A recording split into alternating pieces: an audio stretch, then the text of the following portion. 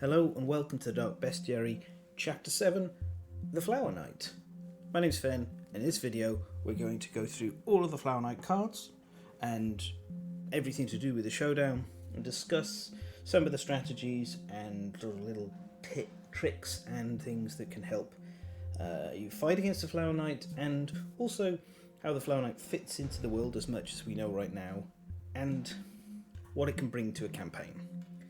Before I get onto that, we'll just start with a little bit of housekeeping. As I'm recording right now, the Pariah and the Red Witches have landed on the simulator. I can't review them at this stage because Nemesis monsters take a fairly long time to review because the final level tends to be buried very far up in a campaign, so it takes a while to get there, and I want to fight them multiple times. So I can't really give a comprehensive review to the level I want to, but I can say that I think the Red Witches are the best Node 2 Nemesis monster we have available right now and are on my essential purchase list for Nemesis monsters along with the Black Knight. The Pariah is also very high standard, the same standard, it's just less of a priority purchase when compared to the Black Knight and the Red Witches because it's in the company of giants already. The Butcher and the Manhunter are both incredibly good Node 1 Nemesis monsters as well. The Pariah does have some interactions with the Red Witches, so you may want to get them together, and I don't think that's bad, but if you're on a budget and you can only afford one Nemesis monster at a time, my first recommendation would be the Black Knight, my second one would be the Red Witches. So that's just a little provisional kind of thing.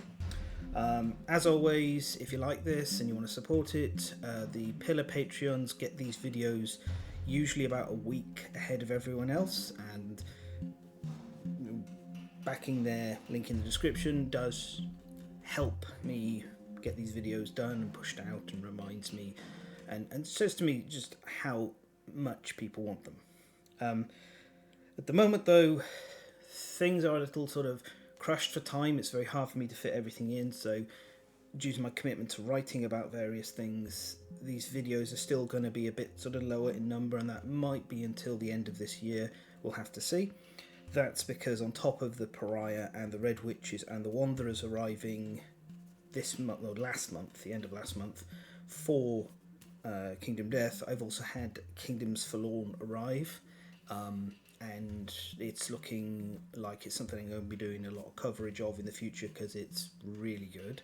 And then Dante's Inferno is also arriving sometime maybe this month, start of next month, and Gloom Coven is somewhere on the list as well. So there's just a lot has come out at once, and trying to fit time for everything is proving to be tricky, and maybe it's just going to get harder as more and more boss battlers come out because I keep seeing new ones being pitched and launched quite often.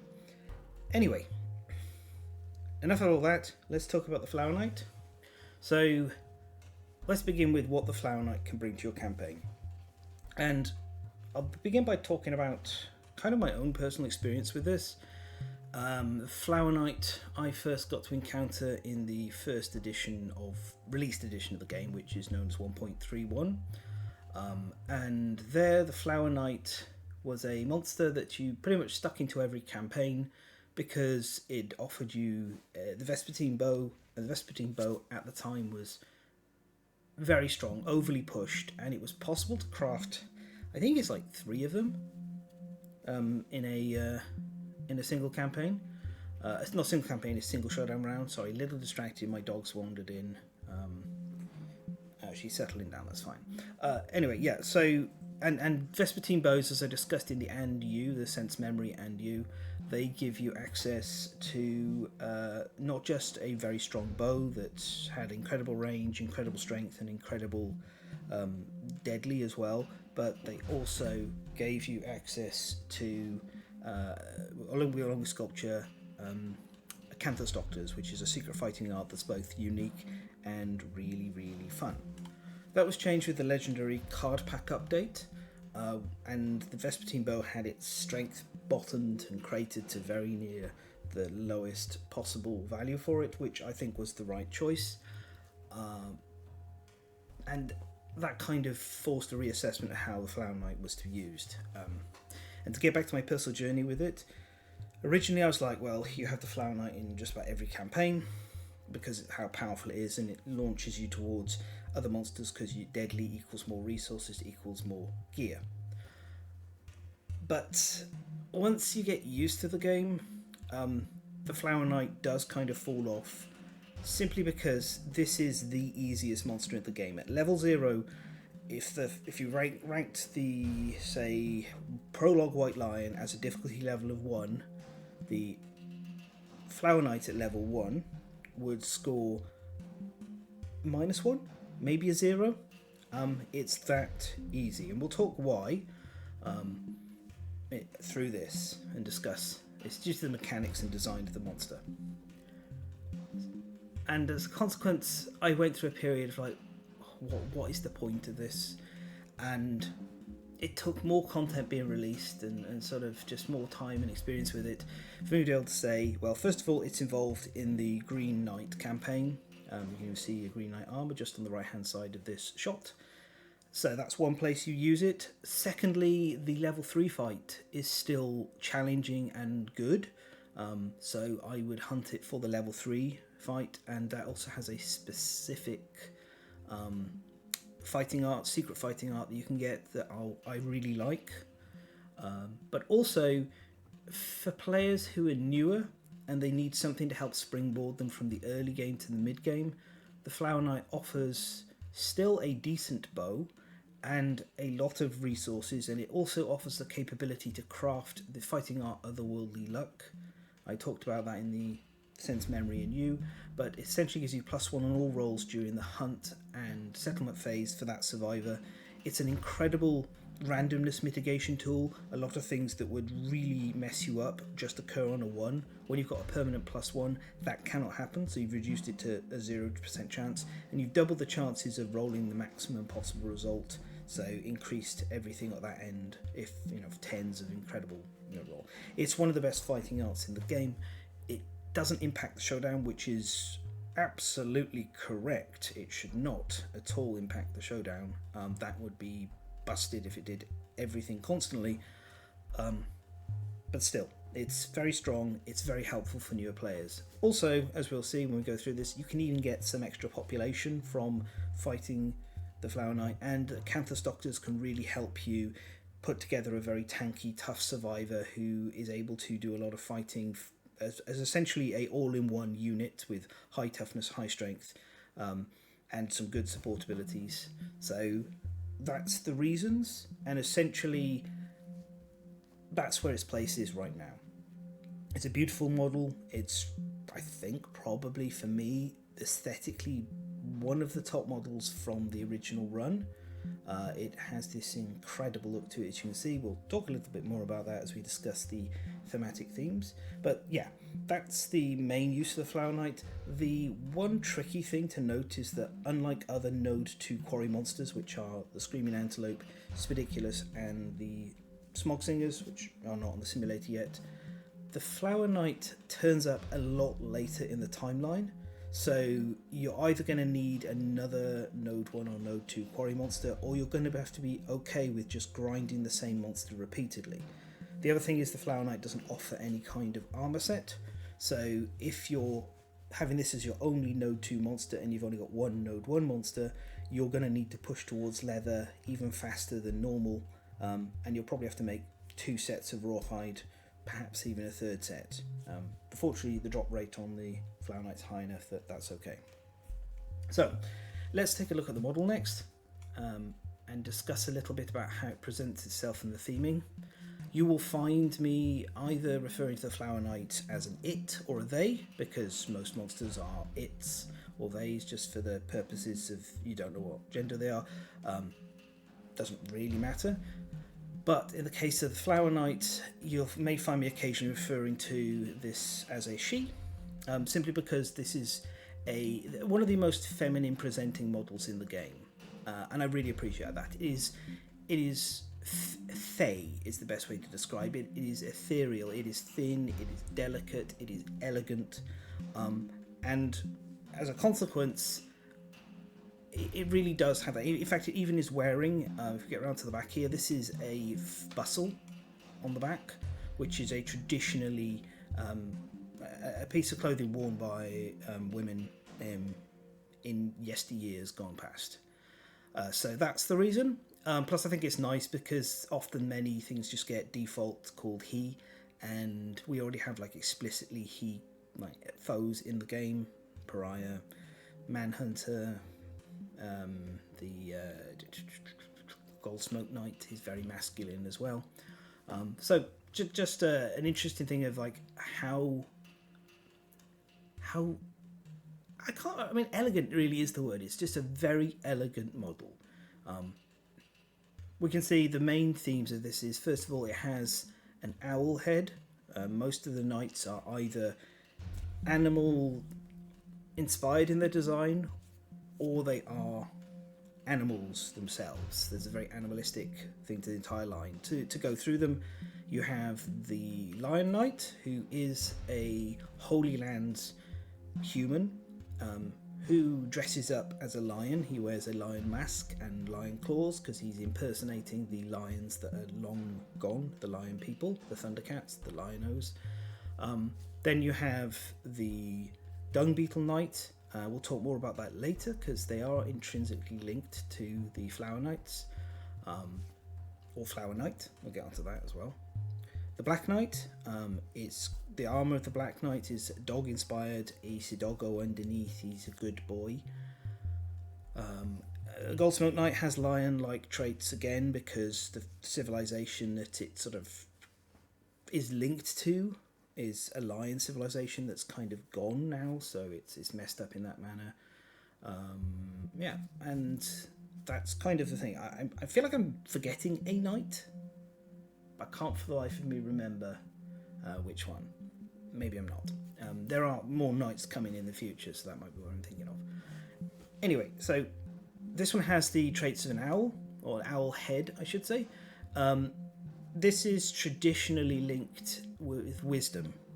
That's because the owl was the animal of Athena, who's goddess of wisdom. Owls are not wise. As an aside, it's one of the things that always kind of amuses me, and I really think it's funny.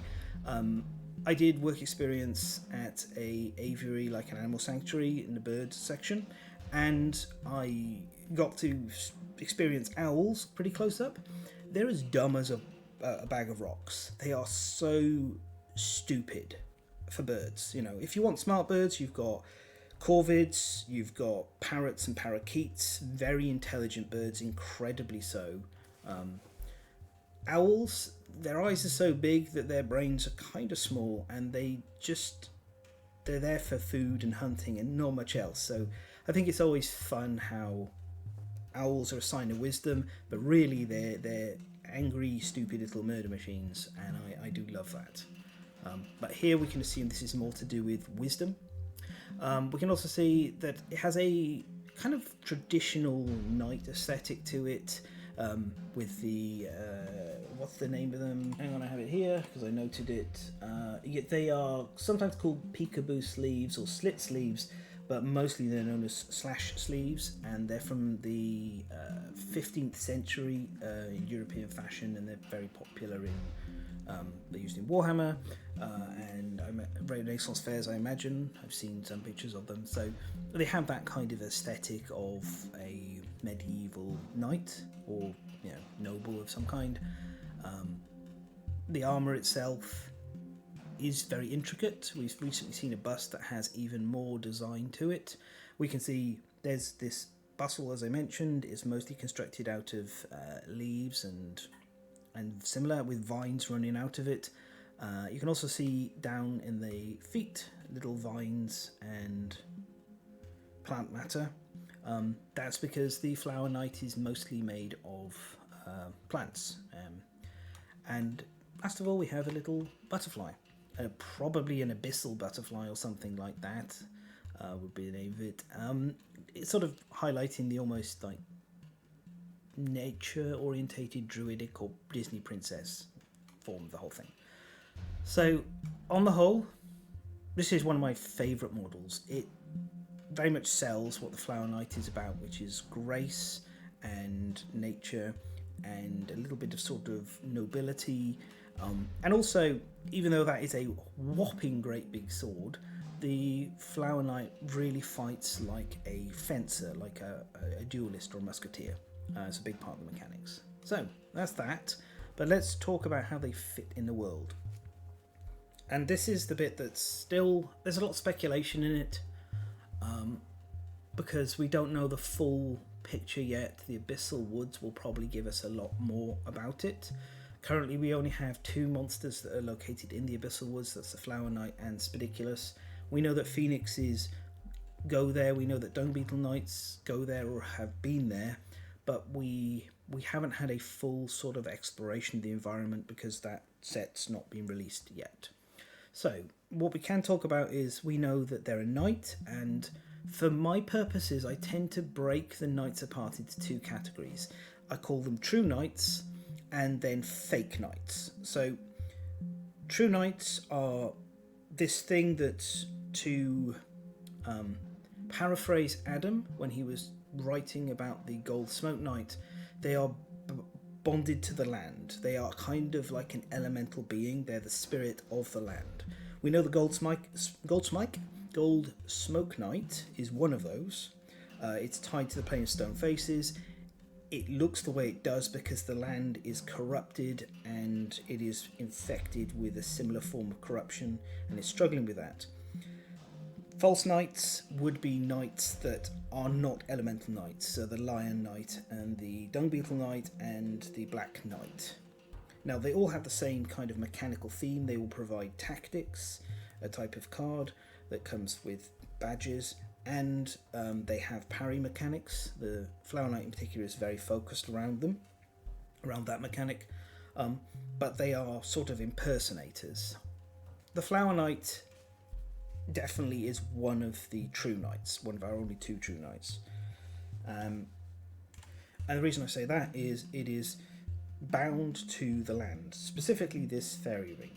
So if we just zoom out a second, a lot of the mechanics involved within fighting the Flower Knight revolve around being in and outside of this fairy ring, which the Flower Knight doesn't really like to leave. It always return to.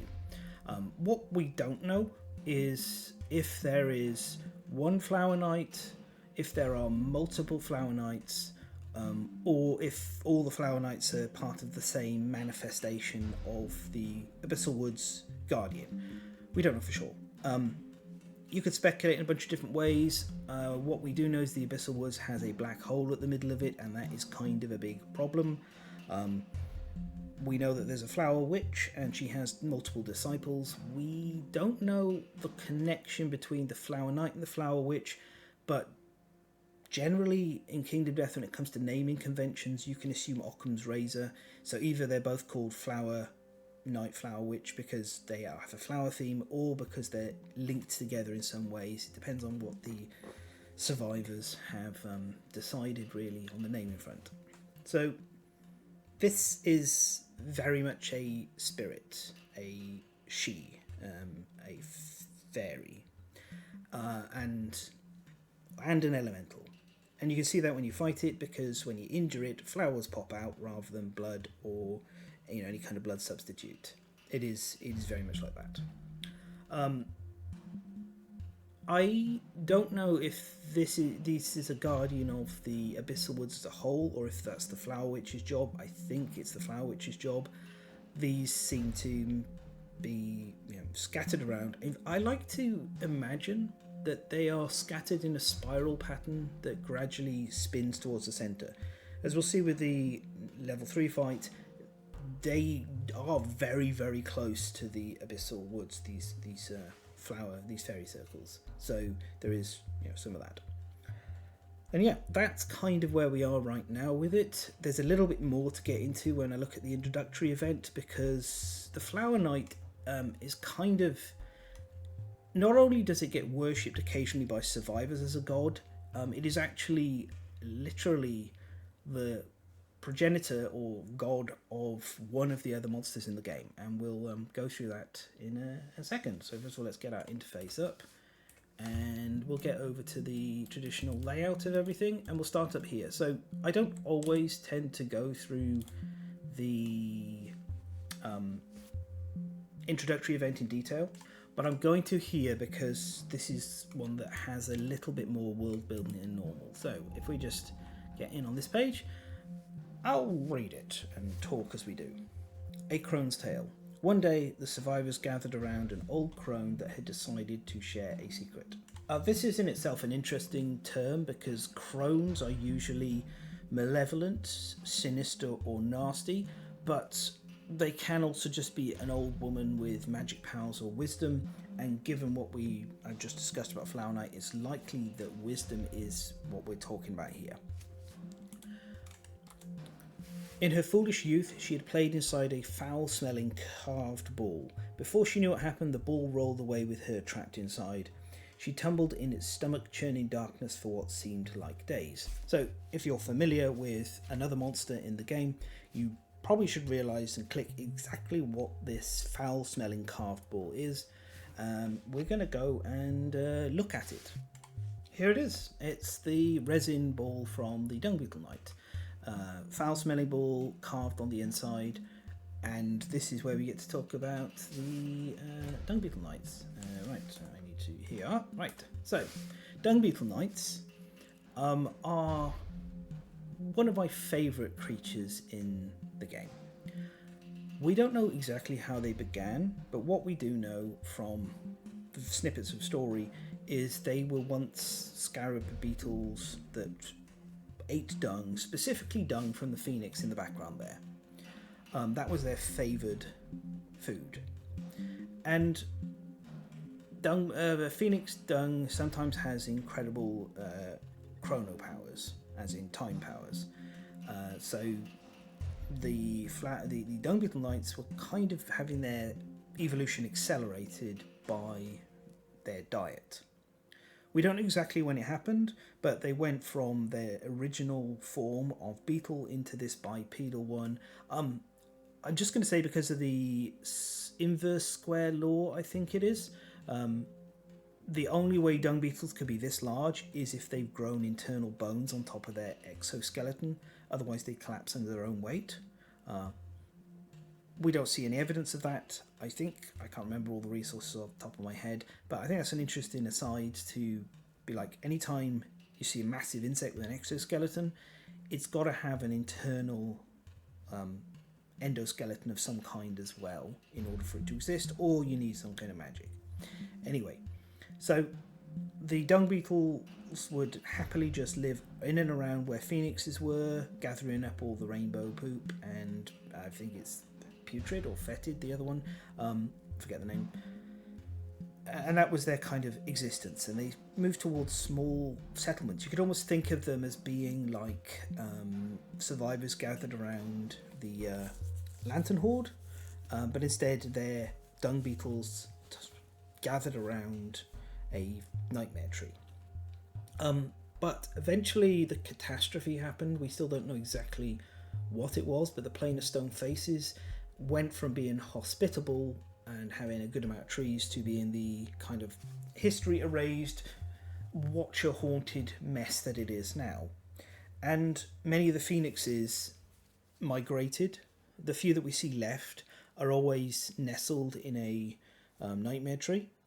But the rest of them migrated to the Abyssal Woods, and the dung beetles went with them, following them along, because obviously there's their food source. We don't know how long this migration took, whether it was gradual or if it was very quick, but eventually they arrived in the Abyssal Woods, and that's where they encountered the Flower Knights, which they were like awestruck by and fell in love with or began to worship them. I think likely began to worship them because of what we see inside the dung ball, but we'll have to speculate on that in a moment.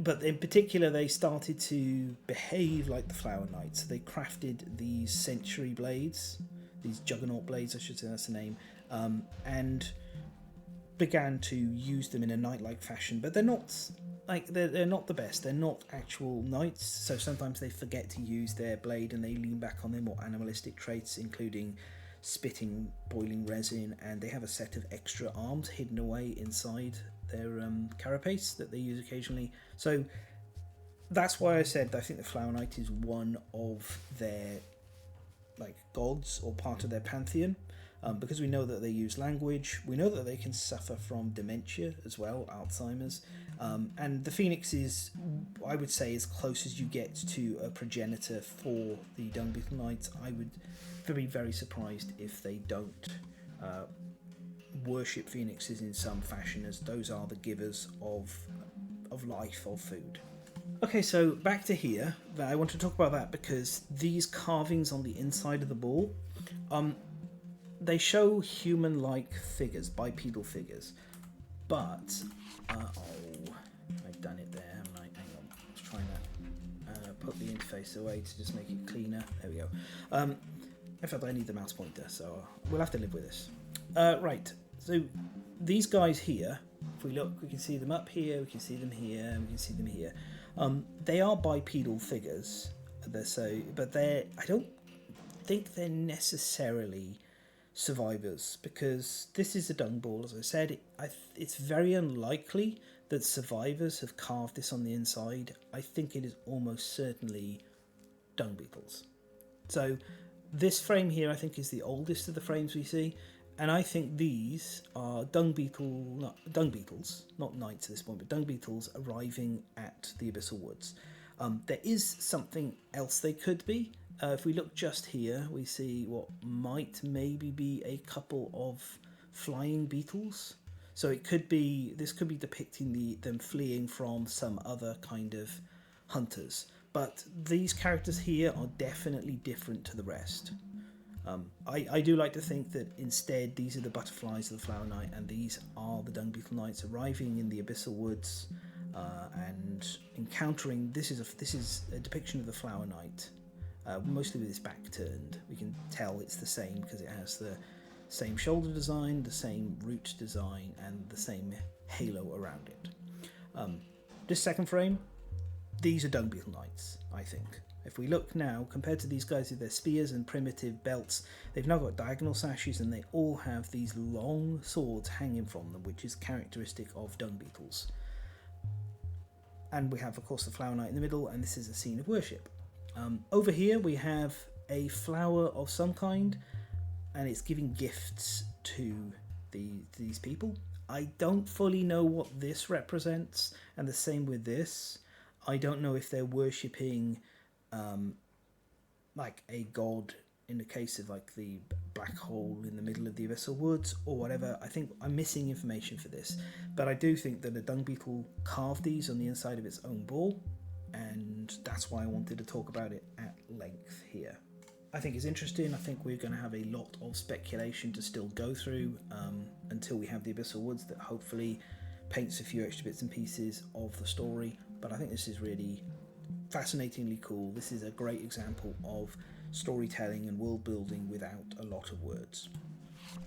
Next up, the ball rolled to a sudden halt. She crawled out into a hushed glade. Strange plants twisted up between her grasping fingers and bloomed in lurid colours.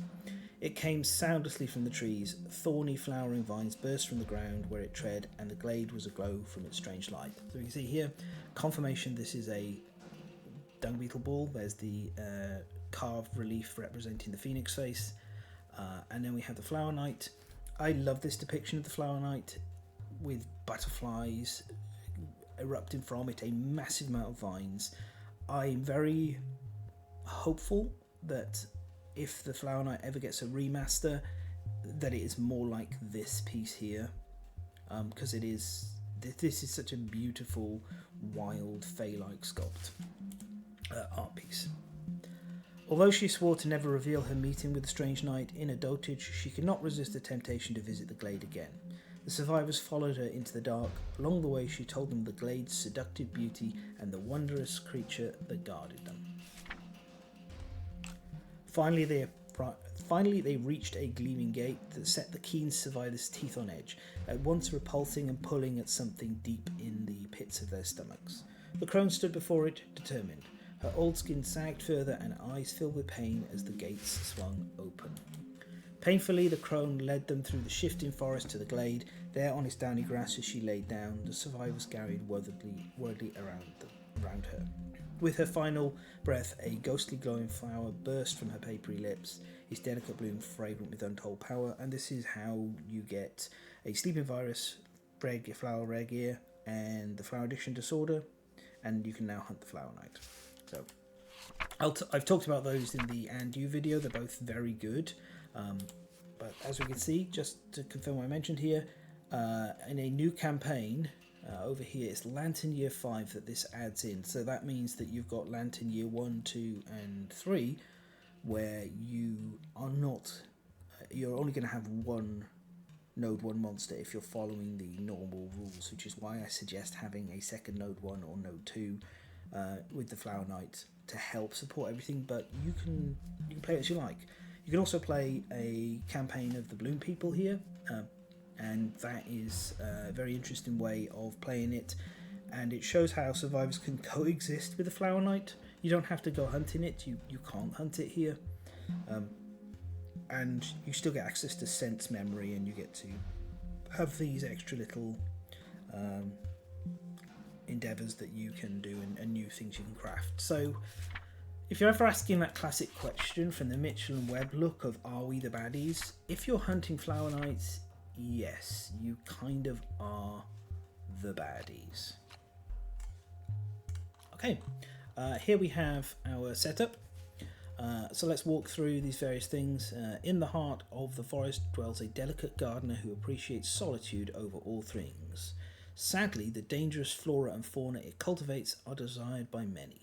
To preserve the hidden world it has created for itself, it trades its tools for a deadly blade without hesitation. So again, we have this depiction of a gardener, a tending creature that is harmless and graceful and elegant and lovely, and it's just getting assaulted and attacked and killed by a bunch of ignorant savages who just want the pretty flowers. So, germinate. Scattered pollen flows back to the fairy ring. Place the Flower Knight at the centre of the Showdown board and remove a +1 luck token from all survivors. Normal blind spot, 2 spaces in the back. The Flower Knight is very tied to its fairy ring. As you can see in the setup, that dominates a big part of the Showdown, and the Flower Knight is both is at its most powerful in the ring. It's also very hesitant to leave it, and if you want to fight it, you quite have to enter the ring. It'll also drag you in there. We'll look at those mechanics. The key thing is you do need to go in the ring to fight it, but the more survivors who are in the ring, the more dangerous the Flower Knight will be. We also get 1 flower patch terrain card. I'll bounce over to the board to just have a little look at that in a moment, and a random terrain, and the survivors all start on the edge of the fairy ring, which is something I appreciate because it's very visual and it's easy to remember where you're putting them. I've mentioned this to Adam, but I really think that we could do with the the Showdown board coordinates along here, just so you can very easily look and go, okay, well this is boom boom, this is A1 over here, and fill the spaces very quickly.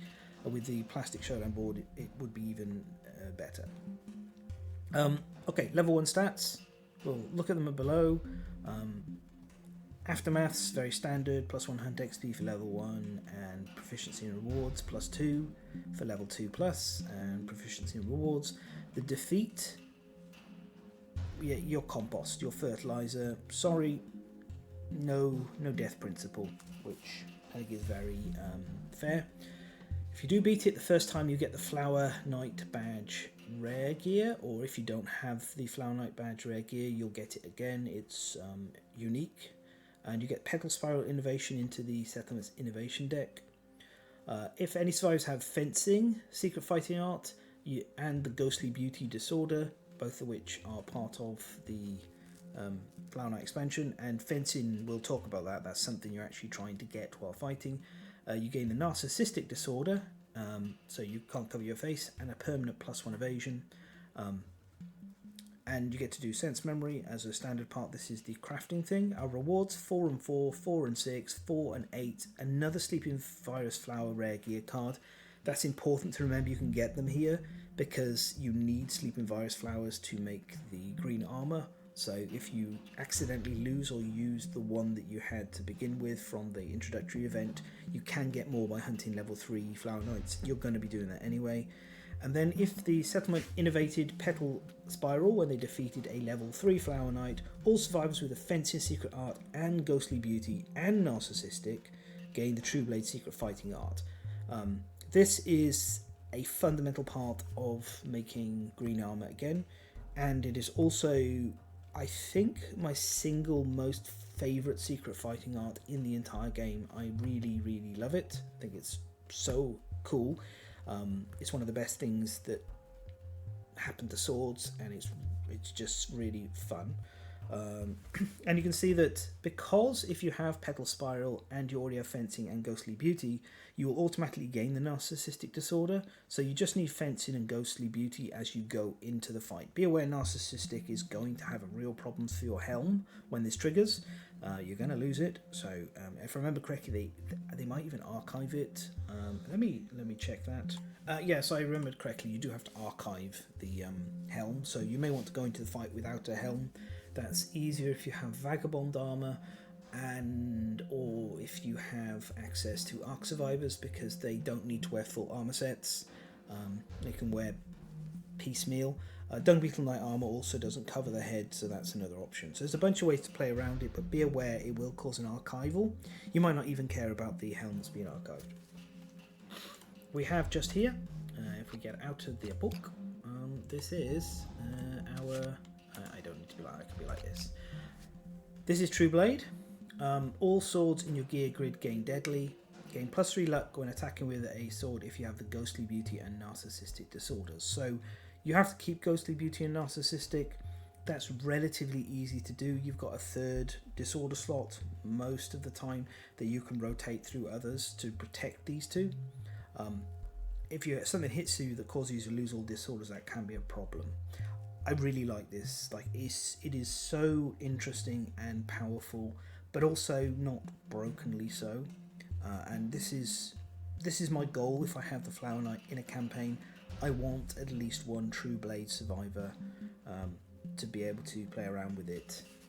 This lady, I think, is holding a Vespertine foil here. Okay. So that's sort of our look at the Showdown and one of the rewards we're looking for and all the other bits and rewards. Let's get on to the hunt phase. With all of these cards, I set them up in a 3x3 grid, for which sort of generally is the easiest stuff is on the top and the most dangerous stuff is on the bottom. In the case of hunt phase cards, the top row, which is completely empty, has things that I consider to be purely beneficial. On the left hand side we have things that are fixed, and on the right hand side we have things that are random, R for random, that's how I remember it, and in the middle is kind of the neutral stuff. So you can also look at this as being a D&D alignment chart if you want. I do this because it makes it very easy to identify in the hunt phase how punishing a hunt is going to be, and we can see very little here. If we just look, there's 3 cards there. Very little is fixed. A lot of it is random, especially up here, and so much of it I consider to be punishing. So we're going to go through the cards and talk about them. We'll start down here. This is the fixed punishing cards. Excuse me. Sorry, pushing the wrong buttons there. There we are. Right. So first of all we have Sticky Meadow. I'm not going to read these texts in full, this is already long enough, but I will just surmise, paraphrase the important thing. So this is, each survivor with a leg armor must either gain -1 movement token or reduce their armor at leg's location to 0. Obviously a punishment. This is not actually easy to make the decision on, because it turns out when you're fighting the level 3 Flower Knight, movement becomes very, very important. And you may have to then just suck it up and have your legs armor reduced to 0, which is a pretty bad place to be anyway. So this is a tough one to have come up, and there's not a lot you can do about it. There's no counterplay really, you just have to make that decision. I will usually take the -1 movement token at levels 1 and 2. At level 3, I am it is hard. It depends on the survivor in particular, which one I do. But it is also helpful to have things that remove negative tokens like a first aid kit. Then we have sudden life. Okay, so this is 1 event damage to the head hit location ignoring armor points. That's scary. That's an immediate head injury. Not head's heavy injury, not severe injury, head injury. Pretty bad for you to be going into the fight on. If any survivor has 3+ understanding, they can plug their ears. Otherwise, everyone suffers 1 brain event damage and begins the showdown knocked down. Again, that is potentially really bad, but hopefully you have eaten your veggies and got fist and tooth, so you can at least counter the worst of that. More likely at high levels, you should have survivors with 3+ understanding as kind of par for course. I would have classified this one as a neutral card if it wasn't for the fact of that head damage. There's just kind of not much you can do about. Our third one is watched. This puts all survivors' insanity to 0. I think this is the mildest of them. It is still definitely a punishment though. And you want to be aware of this. If you've got survivors who are using sentient weapons or immortal or similar to that, you probably don't want to bring them along, because watched can just mess them up big time. Here we have the forest event horizon, so this is a reference to the black hole at the middle of the forest. The key thing here is everyone has to roll a dice, and if everyone rolls a 1, they're all dead, and there's no death principle. That's very unlikely. It's 10% for 1-1, 1% for 2 1s, 0.1% for 3 1s, and 0.01% to roll 4 1s. I think I've remembered it all correctly. It's pretty basic, so if I haven't, then egg on me. Otherwise, this is just a random hunt event. It's in the negative because it is a negative. A lot of the time, all this will do though is just be a random hunt event. It is really, really bad news if you don't have lifetime rerolls to try and avoid this incredibly rare 1 in 10,000? Yeah, I think it's 1 in 10,000 result. But they do happen occasionally, so having a reroll, picking survival of the fittest, does give you some mitigation. Also, otherworldly luck will get you through this as well. So there are tools. Just remember to bring something along that allows you to avoid this incredibly rare chance, because losing every survivor on a hunt is brutal. Okay, we have our neutral card, or cards. So these are all, they have chances to do bad stuff, but they also can possibly do good stuff. Our first one is Pool of Secrets. This is, for me, I think, probably the one that I almost put into the purely negative, but it isn't. It's just, if you roll a 1 or a 2, that's pretty bad. Dismembered arm. Best way to handle that, never nominate a survivor who uses 2-handed weapons, or a survivor who already has suffered a dismembered arm. You got to have an arm you're willing to lose if this turns up, which sounds terrible, but that's the way it is. Otherwise, you get +2 insanity on a 3 to 8, and on a 9+, you get to heal a permanent injury of your choice and gain a random disorder. This can be quite helpful because later on you do end up using survivors who are maybe blind in one eye, or they have a shattered jaw, etc., or perhaps even, destroyed genitals, those kind of things, because they're still very functional and they can do their job. But it's nice to have this potential chance. Again, otherworldly luck is a tool that you have in this expansion.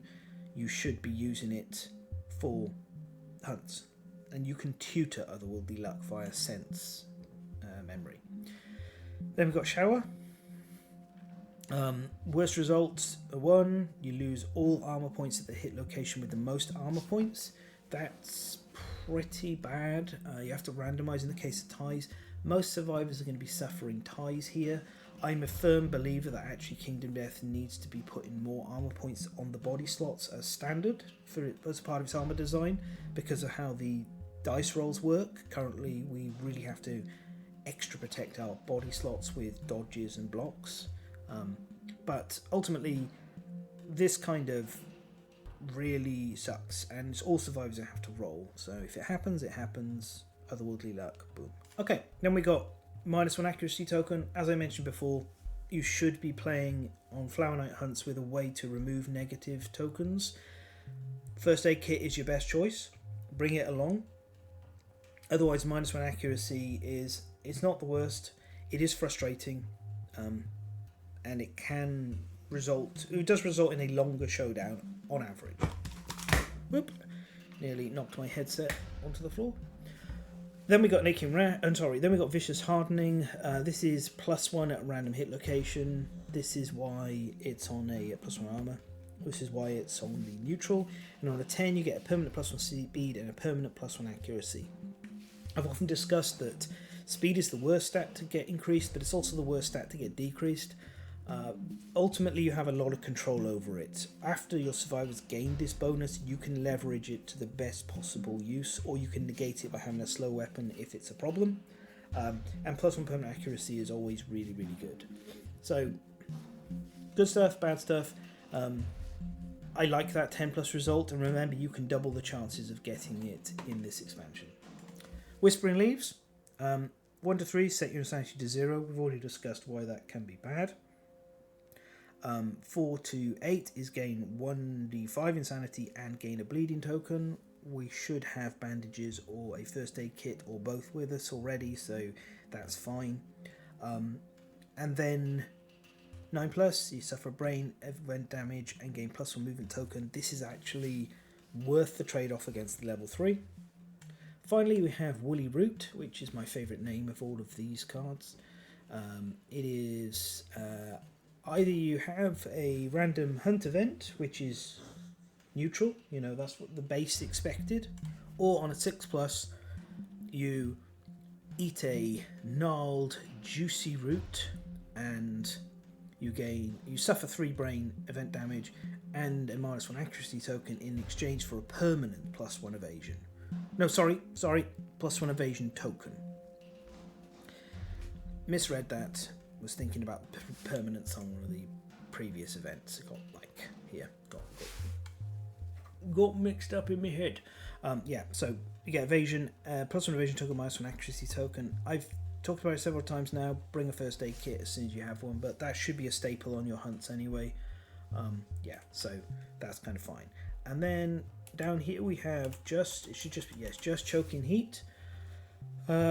If you got armor at the body location, which is most survivors except for Marrowism survivors or crystalline survivors, leyline walkers, then you have to roll. You'll either lose half of your body location armor points 50% of the time. That's really bad for the reasons I talked about earlier. Bodies get hit twice as often as everywhere else. Or you get a +1 movement token in exchange for reducing the armor points in your body location by half. If you're doing that, I would recommend picking usually waist. Waist is quite often one of the locations you're most okay with getting hit in and suffering severe injuries for. If you wield a one-handed weapon, then choose arms instead. Don't pick head or body under any circumstances unless somehow you've got like a load of armor points there somehow. Finally, we've got The Forest Wants What It Wants. I talked about this in the Spidiculous episode of the Dark Bestiary, but we'll go through it again. This is a special hunt event that goes over the top of the Overwhelming Darkness. Here it is. It's got this very cool, imposing looking gate that I really like. That's a Spidiculous design there, including the poor lure person down at the bottom. A really fantastic piece of art. I love it. This is, as you can see, it's set up in the middle. You have a different system. You roll to test the gate and basically discover whether you can go in or not. On a 1 to 7, you're not allowed to go in and you suffer starvation. On an 8 to 10, everyone gains a bleeding token. On a 13+, everyone gains plus 1d5 insanity and an understanding. The really neat part of all of this, though, is after you've rolled, each survivor can do any of these to increase the roll result by the amount listed, which is 1 on each of the options. You can gain a -1 attribute token of your choice, you can gain a bleeding token, you can gain a random disorder, or you can archive a gear from your gear grid. It is very rare that you want to choose that last one. Archiving gear is not a great situation to be in, but -1 tribute tokens or bleeding tokens or disorders, you should be able to handle these. I think the design of the forest wants what it wants is amazing. I think it's really good. This is the kind of punishment design that I think is fantastic, because it is asking survivors to make really tough, hard, difficult choices. And that, I think, is great. I think this is much better than Overwhelming Darkness in design, and it still often creates very challenging situations.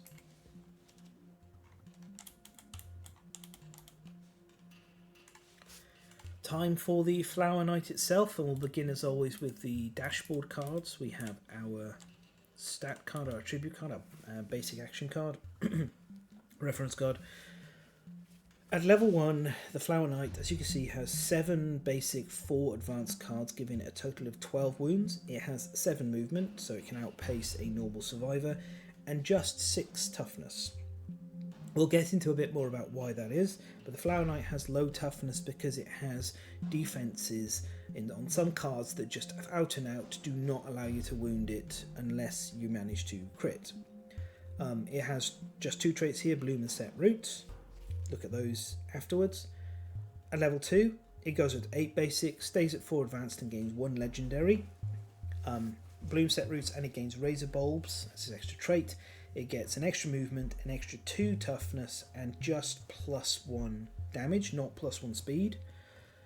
Then at level 3, we got 9, 5, and 2 for our various splits of basic, advanced, legendary.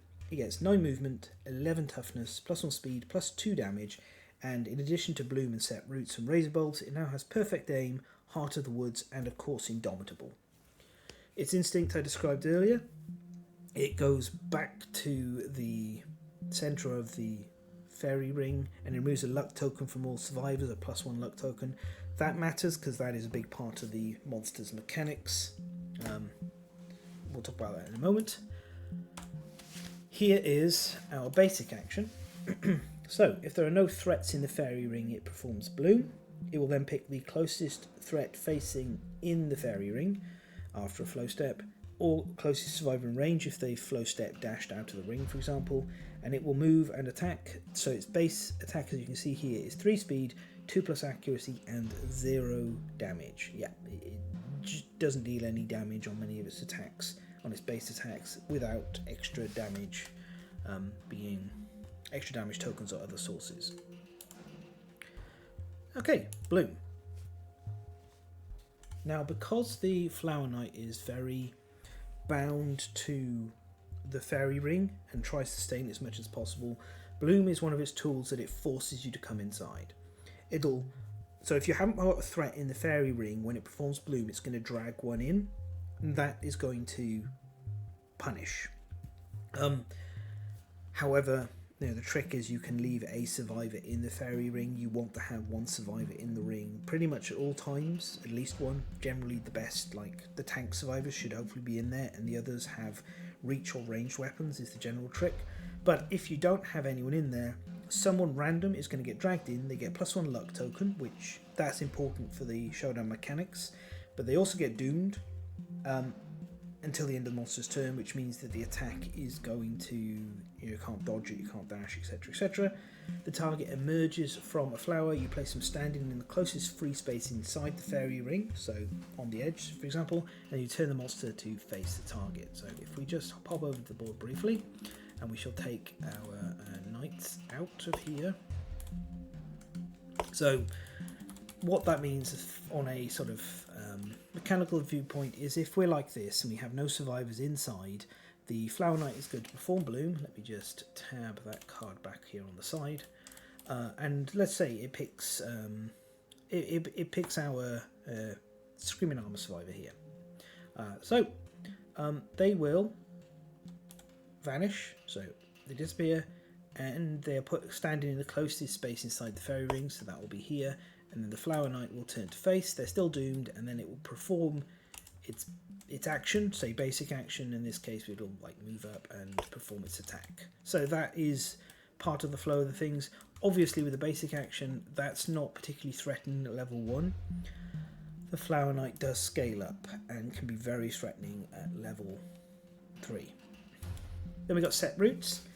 The Flower Knight has a +1 damage token for each survivor in the fairy ring. So this is where I was talking about with like how it can scale up and why it dooms, because if it didn't doom, if you just dashed to here, then the Flower Knight would step up to here and it would be hitting you with 0.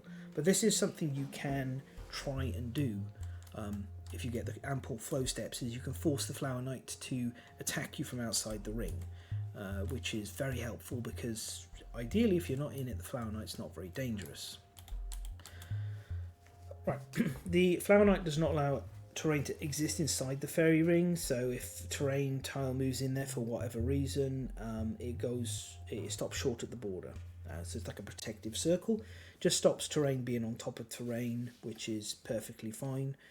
There are only a few pieces of terrain where that might be relevant. There are movable terrain like the dung ball, unsurprisingly.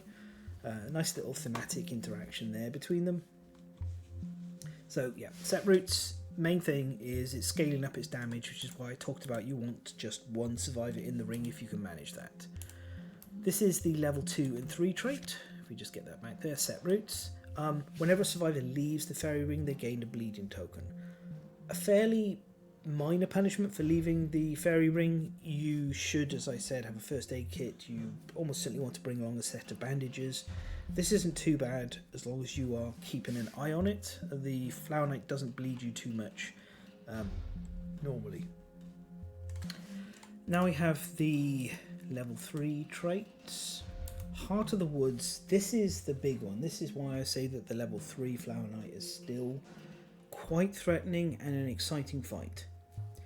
At the start of the survivor's turn, all survivors adjacent to the board edge are sucked into the darkness of the woods and are lost forever. This is the sucking pull of the black hole, and also depicted a little bit of like plant vines or roots acting as angry, grasping, greedy claws.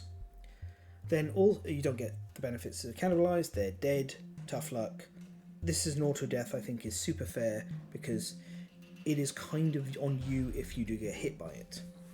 Then all survivors outside the fairy ring suffer knockback 5 towards the closest board edge.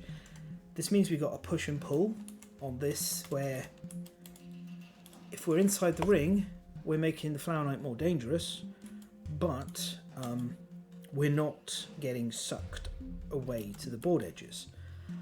Now, if you look, if you're here, 1, 2, 3, 4, 5, that bangs you straight onto the edge, which means you need a flow step to try and like dash away if you're already... Sorry, I'm getting ahead of myself. The Flower Knight has a bunch of knockbacks, and if the Flower Knight knocks you backwards, you do not want to be landing on the edge of the board.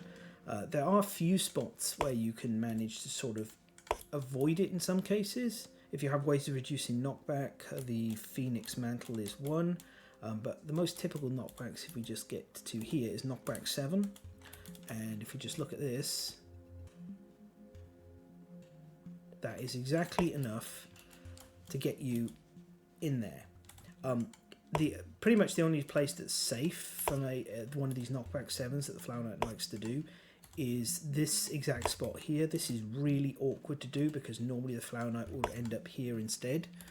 So what you really want to be doing against the level 3 is usually having a good enough set of defenses that you can let the Flower Knight have all of that extra power and you fight inside the ring almost exclusively.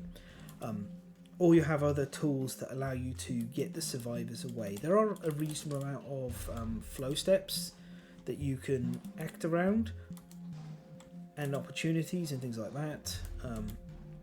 But it is survival intensive and dash is very, very important for this fight. So this is the alternative. You just accept fighting in the ring and you try and keep it focused on your hardest target, which in this case would be our Green Knight Armoured Survivor that we have here for pretty demonstration purposes. So this is incredibly threatening. This is something you want to hold in your mind all the time, and you want to know and remember your suitable flow steps where you can dash after you've been knocked back by the monster's AI card. Okay, so this is going to walk through the survival opportunities to highlight why this is so dangerous and so hard to find the right sort of spot. Survival opportunities where you can do dash and surge are between actions on the survivor's turn, during flows on the monster AI cards, at specific points during survivor attacks, and when the monster is knocked down. So there isn't an opportunity for you between the monster's turn and the start of the survivor's turn to get away from the board edge via a dash.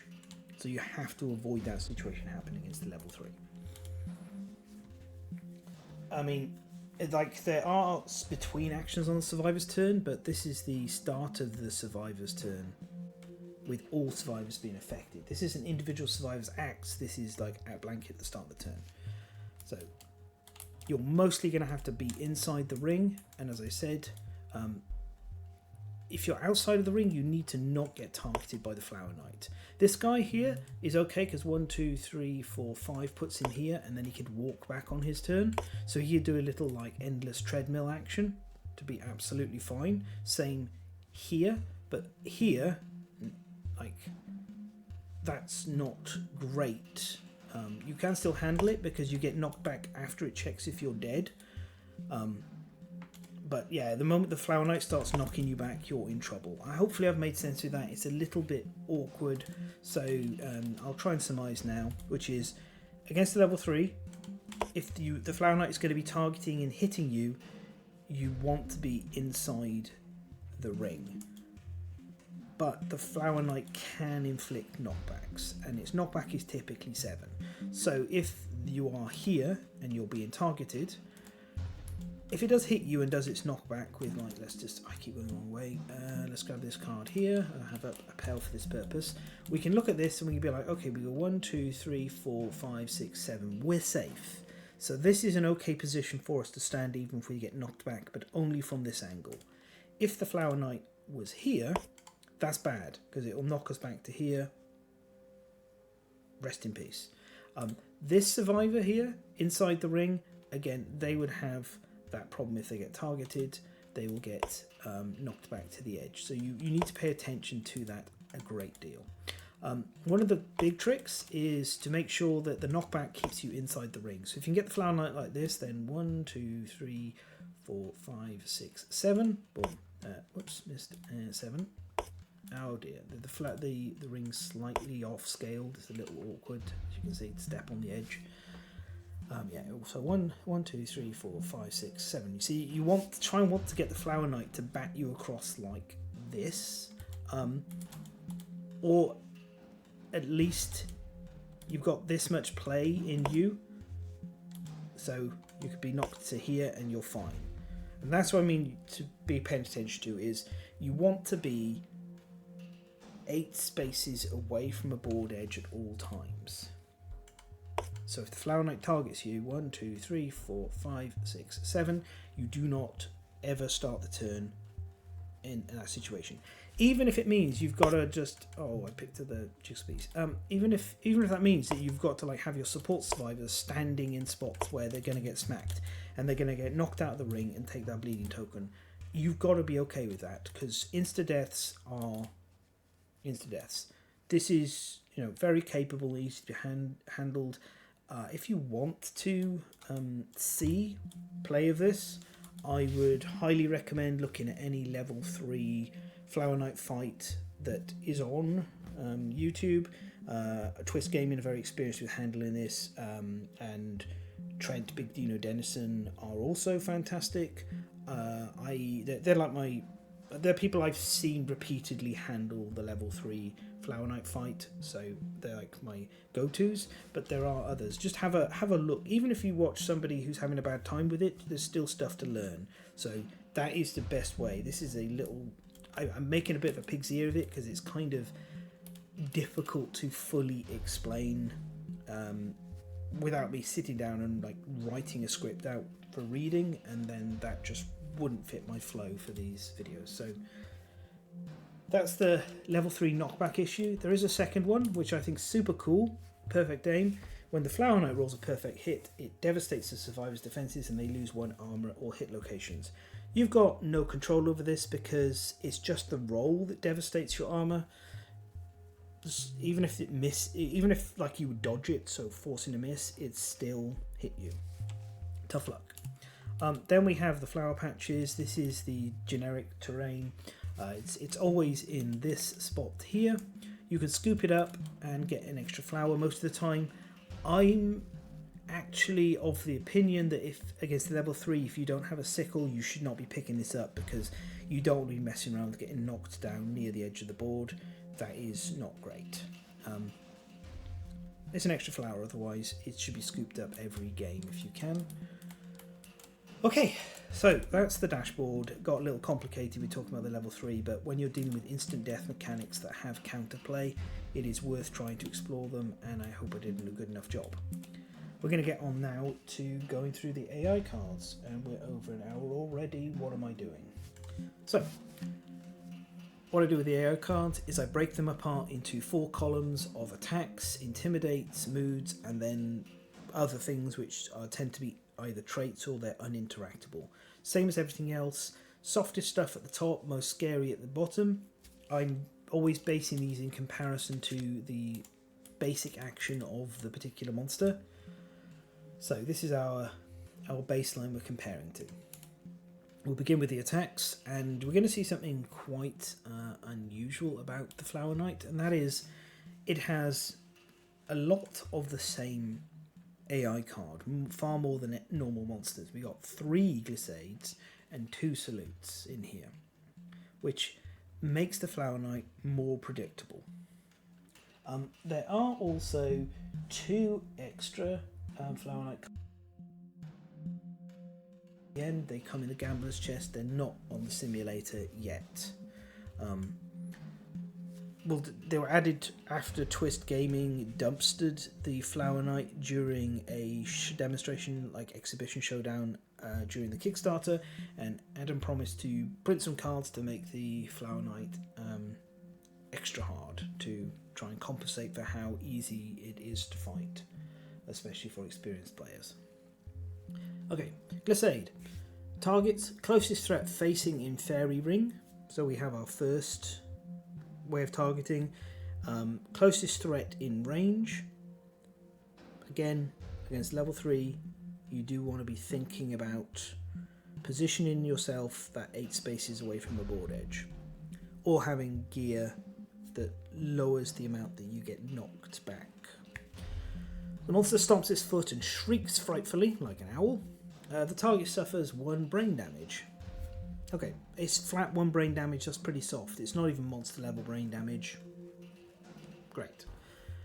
Then it has a 3 speed, 2+ accuracy, 0 damage attack that has it move towards the centre of the Showdown board afterwards. This is the most common action that the Flower Knight's going to be doing on its AI card. It just demonstrates everything it's trying to do. I think this is a very soft attack and perfectly acceptable. In some ways it's almost weaker than the basic action because it doesn't have bloom involved. It just runs out of the ring and runs back in. Then we've got Pollen Strike. So no threats, it's going to bloom, and it picks closest survivor. Pretty straightforward targeting we're seeing there already, but this will attack also knocked down survivors. 2 speed, 4+ accuracy, 0 damage. If the target did not suffer any injuries, light, heavy or severe, green dust spews from the Flower Knight, making them feel dizzy, and you gain a -1 strength token. That turns out to not be too much of a punishment. As I already talked about several times, you should have a first aid kit with you once you're fighting high level ones, but also the Flower Knight is about luck based damage anyway. Very inaccurate, this one, compared to most of the other attacks. Salute, 2 of these. It's closest threat facing in Fairy Ring or closest threat in range. Standard 3 speed, 2+ attack with 0 base damage. If the target did not suffer any injuries from this attack, the monster salutes, raising its blade and peering into the target's eyes. The target suffers monster level brain damage. quite often this will deal monster level brain damage at lower levels. If you're going to take a light injury, you might want to accept that, but normally brain damage is perfectly fine to suffer compared to other things, especially if you're in Accept Darkness settlement. Then we've got Stinging Breeze. Closest survivor outside the fairy ring in range. 2 speed, 4+ accuracy, 1 damage, so higher base damage than normal. After damage, the Flower Knight moves 5 spaces towards the centre of the Showdown board and the target suffers grab, which is knocked down in front of the monster with monster level damage. This is actually one that I'm very happy to keep in the deck as much as possible against level 3s, because the Flower Knight is actually helping keep you in, even though it's dealing more damage, and it's also scaling you with luck, which, as we discussed, the hit location points is an important mechanic. Next we've got Disarm. It will bloom if there are no survivors in the ring. It'll pick closest threat in facing in fairy ring, and then after that closest survivor in fairy ring. So again, thinking about positioning against the level 3, we want to make sure we are 8 spaces away from a board edge, and have our closest survivor do that. If we can't do it in the facing because the Flower Knight is looking at, it's too close on its front facing to the monster, to the board edge. So like if it was like this and this situation, we do not want this. We want to make sure we end our turn like this. So the monster's facing, it's not going to pick that, and it'll pick closest survivor instead, which would be this boy here in this case, or it could have been either of these two. So that's something you want to pay attention to. It's a little bit easier against level 1 and level 2, but I would recommend trying to do this regardless of level of the monster to get into practice. It is good practice to be aware and be like, I never want to let the Flower Knight knock anyone or put anyone so they are next to the board edge at the start of the survivor's turn. Okay, closest threat facing in fairy ring, closest survivor in fairy ring. If their target is knocked down, they stand. 3 speed, 2+ accuracy, standard damage. The survivor's weapons are knocked out of their hands. They must spend an activation and a movement in order to retrieve them before activating any weapons again other than Fist and Tooth. So, I hope this gets updated in Campaigns of Death to use the disarm mechanic, which is where you put a token on the weapon that's disarmed and then place another token on the board 5 spaces away, and you have to run over and pick it up, which is just more, it feels mechanically, thematically correct to update disarms to match that. But ultimately, this one, if it happens to you, you might want to just start punching. Depends on how close you are to the end of the showdown. Fist and Tooth is perfectly acceptable against the Flower Knight in many cases, just the accuracy is an issue. Pommel Punch, bloom again with no threats, closest threat facing in fairy ring, closest threat in fairy ring. This is 1 speed, 2+ accuracy with Headhunter. This Headhunter, as you noted, sometimes on the hunt we can suffer that extra heavy injury to the head from the card. But it's okay, this is very low speed. Very low speed. Even with the monster's speed scaling up at level 3, it's still only 2 speed, which is quite unheard of. Bladed Kick, again, no threats, bloom, closest threat facing fairy ring or closest threat in fairy ring. 2 speed, 2+ accuracy, this has knockback 7 and bleed 1. This moves up towards very threatening. All of the knockback ones go up to very threatening once you're against level 3. Against the level 1 and 2 though, this is no big deal. It's even lower than normal speed, so that's pretty okay. Just be aware that if you get knocked back outside of the ring against the level 2, you'll suffer an extra bleed token, so plan accordingly and don't be at 3 bleed at the start of the monster's turn, because it may bladed kick you like Captain Nile from Elden Ring, and then boot you out of the ring and bleed you to death. So 2 bleed is as much as you want to have at the start of the monster's turn, just in case this. Then finally in the easies we have Wrathful Vine Strike, which always blooms, so no matter what it blooms. The Flower Knight goes in the centre of the Showdown board and targets all survivors in the fairy ring, and then it moves and attacks each and every single survivor, each and every single attack. Each attack gains +1 speed for every survivor in the fairy ring. It has knockback 7. Again, this one moves up to the very scary category against the level 3. It's pretty okay otherwise, because you against level 1 and level 2 you shouldn't have all 4 survivors in the ring anyway. So I want to remove this against level 3 as a wound, or control it away with hit location AI control if that's what I'm running. Interesting note, if you're playing with the Wisdom Potion or the is it Frog Doggles, both of which you have the revealed card on top of the deck.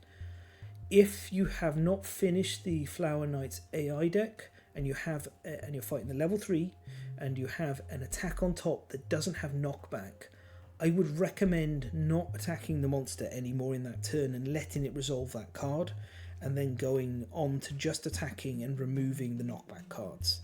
This is unique to playing Frog Dog or Gorm plus Flower Knight, or if you have other ways of seeing what the top card of the AI deck is every turn. So yeah, you can bury it with by shift it down with the Rawhide headband, but you can't do that with the others. So I just wanted to point out, this is a trick of sometimes you look at a card and you go, I am okay with the monster doing this move, we're not going to hit it anymore, we don't want that gone as a wound, we're going to let it go to the discard pile. Onto our middle category. Many of these have like bleed built into them and other sort of things, or they're trying to trigger attacks multiple times. First of all, we have Appel. No survivors, bloom. Closest threat facing in fairy ring, closest survivor in fairy ring. We're seeing this consistently. It wants a threat in facing, failing that it will often just pick the nearest survivor, so you want to take advantage of that by holding out of being in the facing as much as possible, but giving it targets that are close on the flanks or backs. Think about the knockback. 2 speed, 2+ accuracy, and after damage, 7 knockback and -1 luck token. This is in the medium category because the -1 luck token does set back your progress towards beating the monster a little bit. It's almost one in the top category though. I think this one is quite soft overall, except against the level 3. Then we have continuation. Closest survivor in fairy ring. 2 speed, 2+ accuracy, after damage bleed 1, and then it repeats this for each other survivor inside the fairy ring. This isn't top level scary because it's lower speed, it doesn't push its speed upwards as it's doing its thing, and also very significantly it doesn't stack bleed all on one survivor and doesn't knock back. 1000 cuts.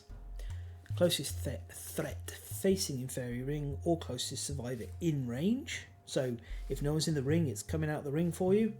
3 speed, 2+ accuracy, 1 damage. Because the Flower Knight can walk outside the ring for this attack, that's why it's got that base 1 damage. So it's able to be threatening even at level 1. If the target did not suffer any injuries, light, heavy or severe, you perform this card again, targeting the same survivor. So that you're going to take at least 1 light injury from this attack. Ideally, 1000 cuts is pointed not at your tank, because you would prefer to have the survivor with the least armor suck this up, because you'd rather not have it guaranteed cut through your tank's armor and inflict a light injury on what is more likely to be the body than anything else because of the hit location dice. Okay, we have Nature Reflection. Closest threat in fairy ring or closest threat in range.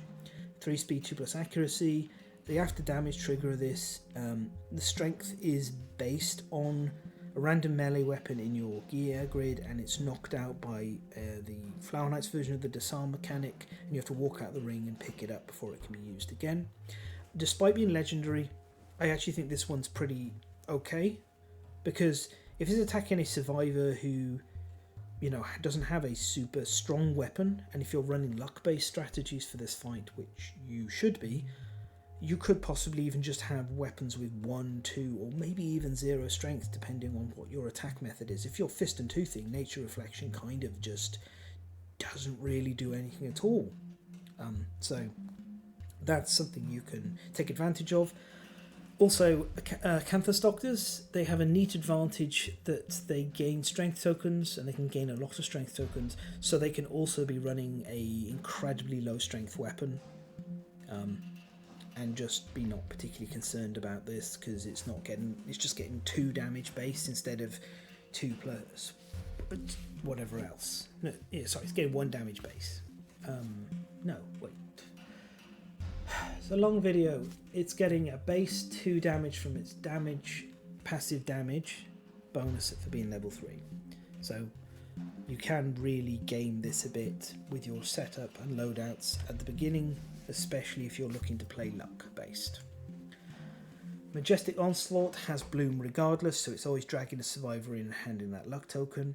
It chooses closest threat facing in Fairy Ring or closest threat in range.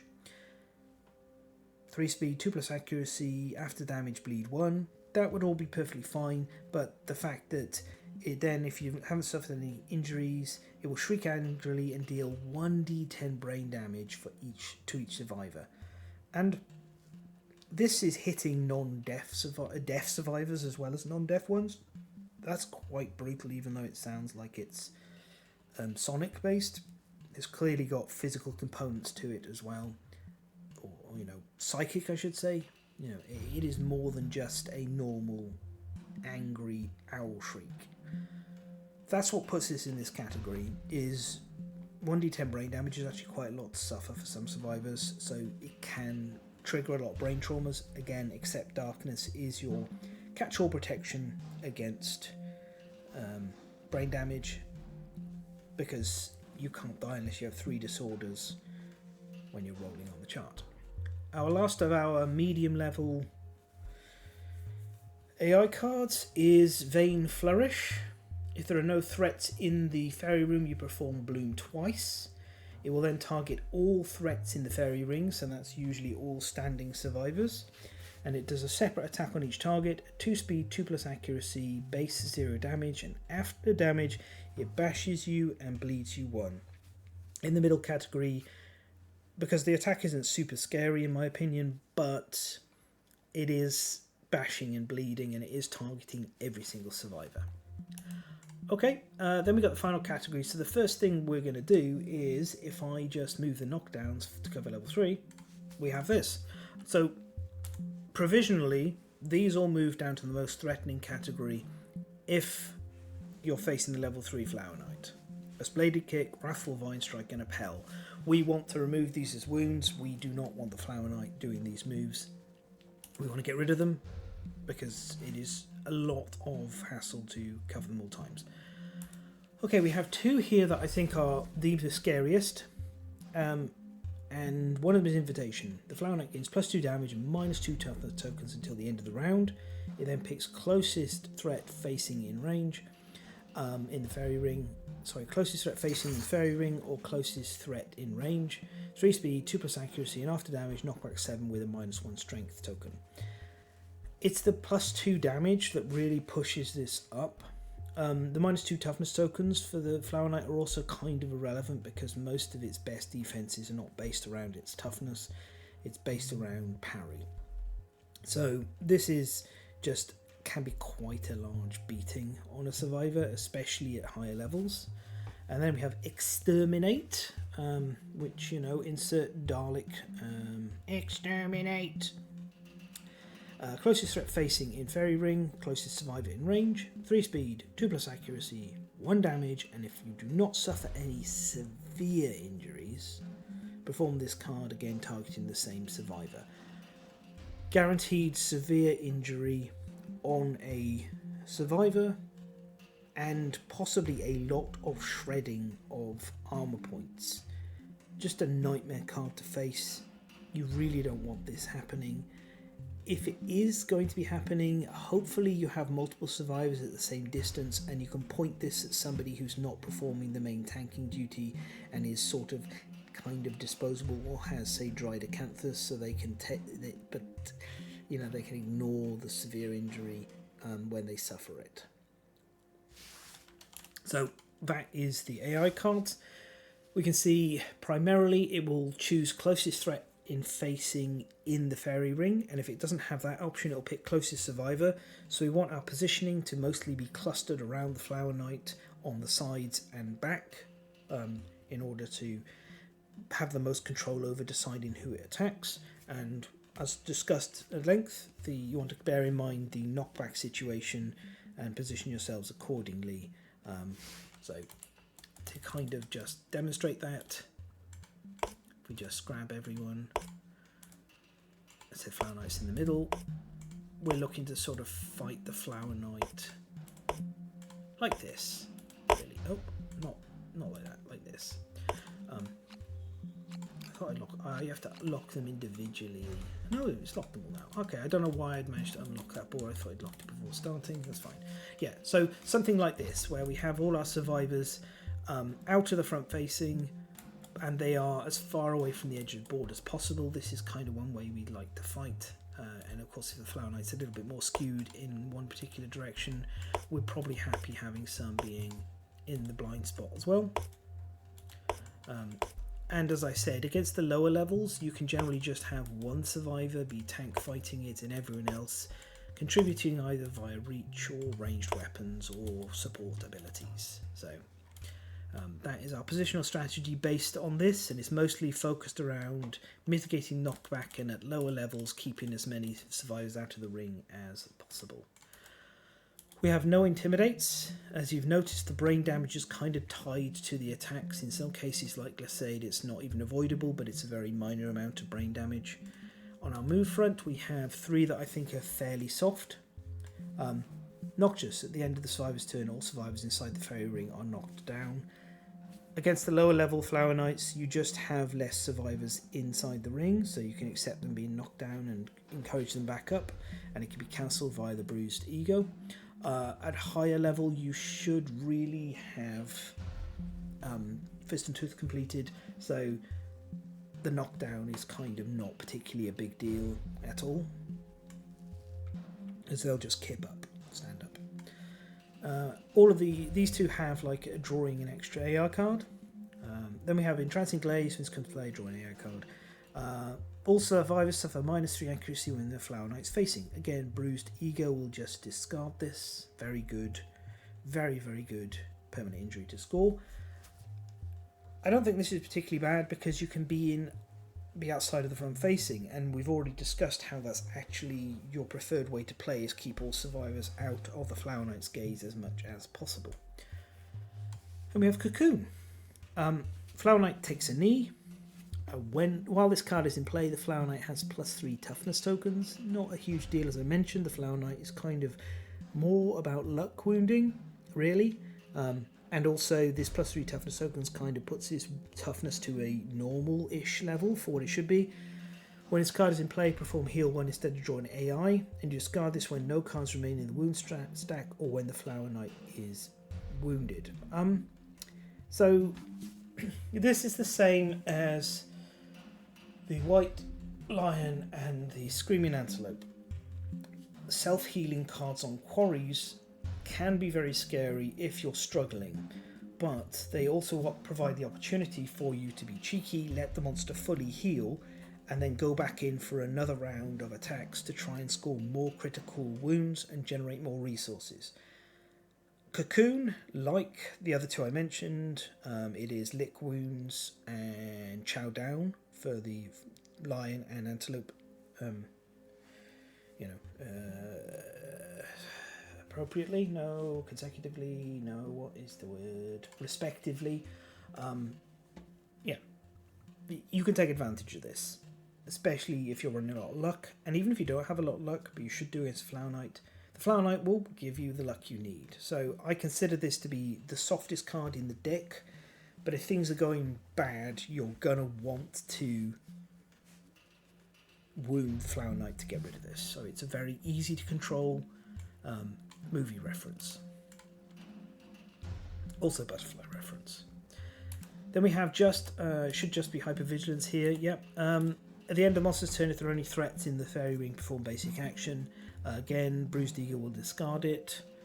It is, instead of resolving it. This is more threatening because it's an extra attack every turn, but because the basic action doesn't have knockback on it, I don't consider this to be particularly scary.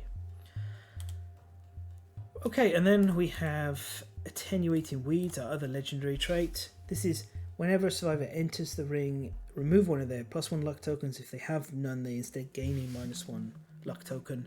As mentioned, the Flower Knight, and we'll look into it in a moment, is very luck orientated in what you need to attack it. This makes things more difficult.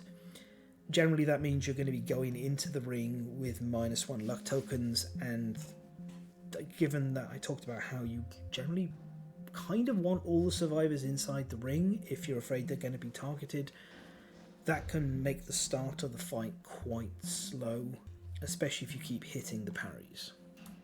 Speaking of which, time for the hit locations. So, what we have here, same layouts before, except these aren't really ranked in how dangerous they are. It's more of, there's 2 of each, there's 6 total of these cards. Excuse me game, excuse me, that's not what I'm doing. These ones? Yeah, there's 2 of each of these. And I've put this one in the wrong pile, which is why I was having trouble finding it. There we are. So, this is a core part of the mechanic, and what it triggers is this event here, Breakthrough. So we'll go through each of these cards briefly, and then after that we'll look at Breakthrough and Fencing. So, Hypnotic Deflection, this is a parry. Parries, as I talked about way back at the beginning of this video, they're things that knights share. There's a few other monsters that get parries now. Basically, as it says on the text, if you don't score a critical wound, it is always a failure. If you do get a critical wound, then in addition to dealing the wound against the Flower Knight on all of these 3 different cards, you will trigger Breakthrough if you don't have Fencing.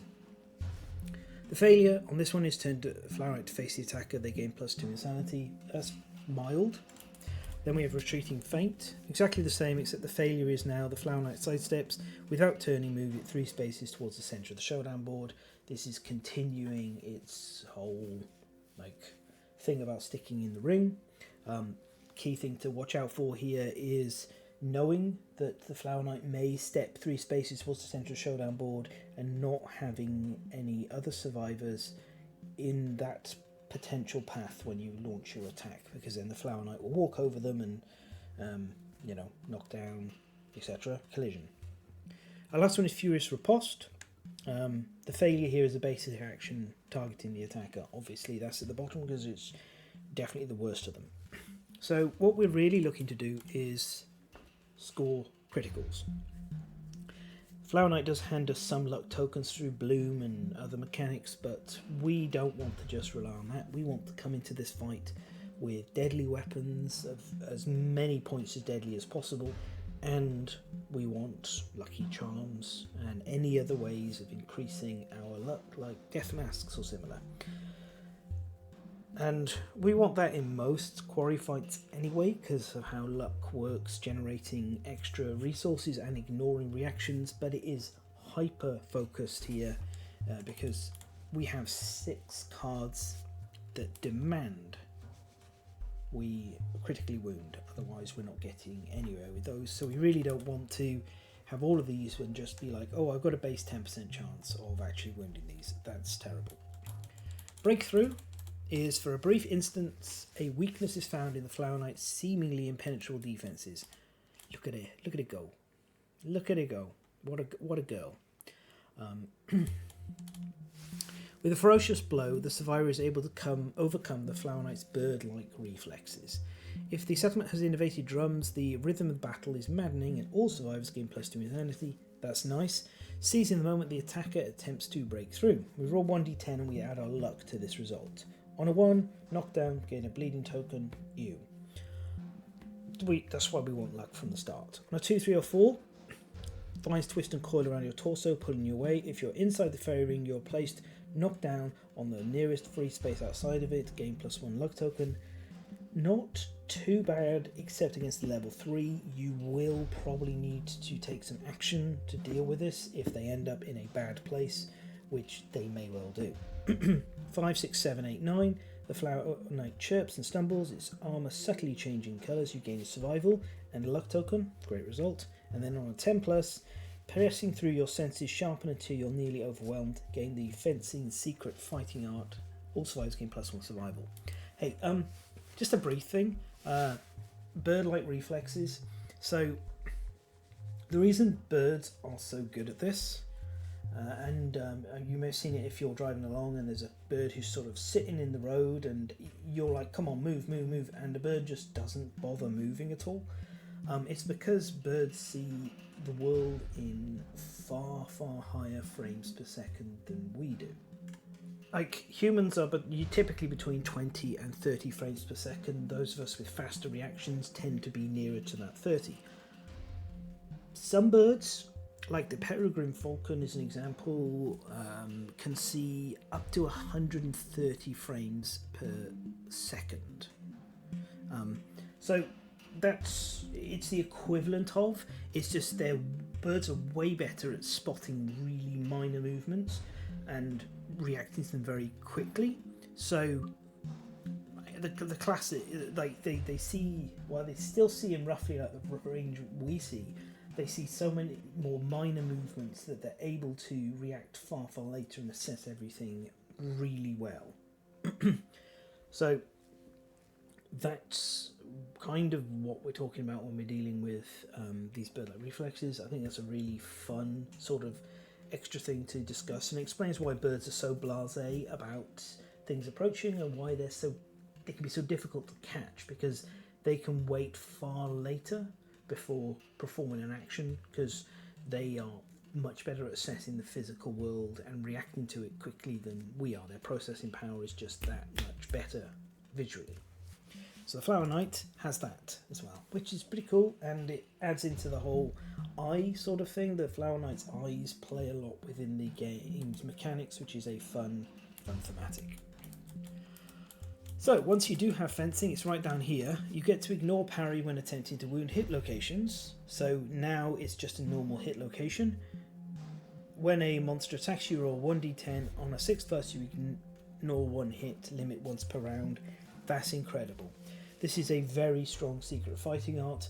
It is a huge argument to grinding the Flower Knight a bunch of times, because you'd love to be able to hand this out to as many survivors as possible, and it makes the Showdown a great place to level up more powerful survivors, especially ones who are wielding swords.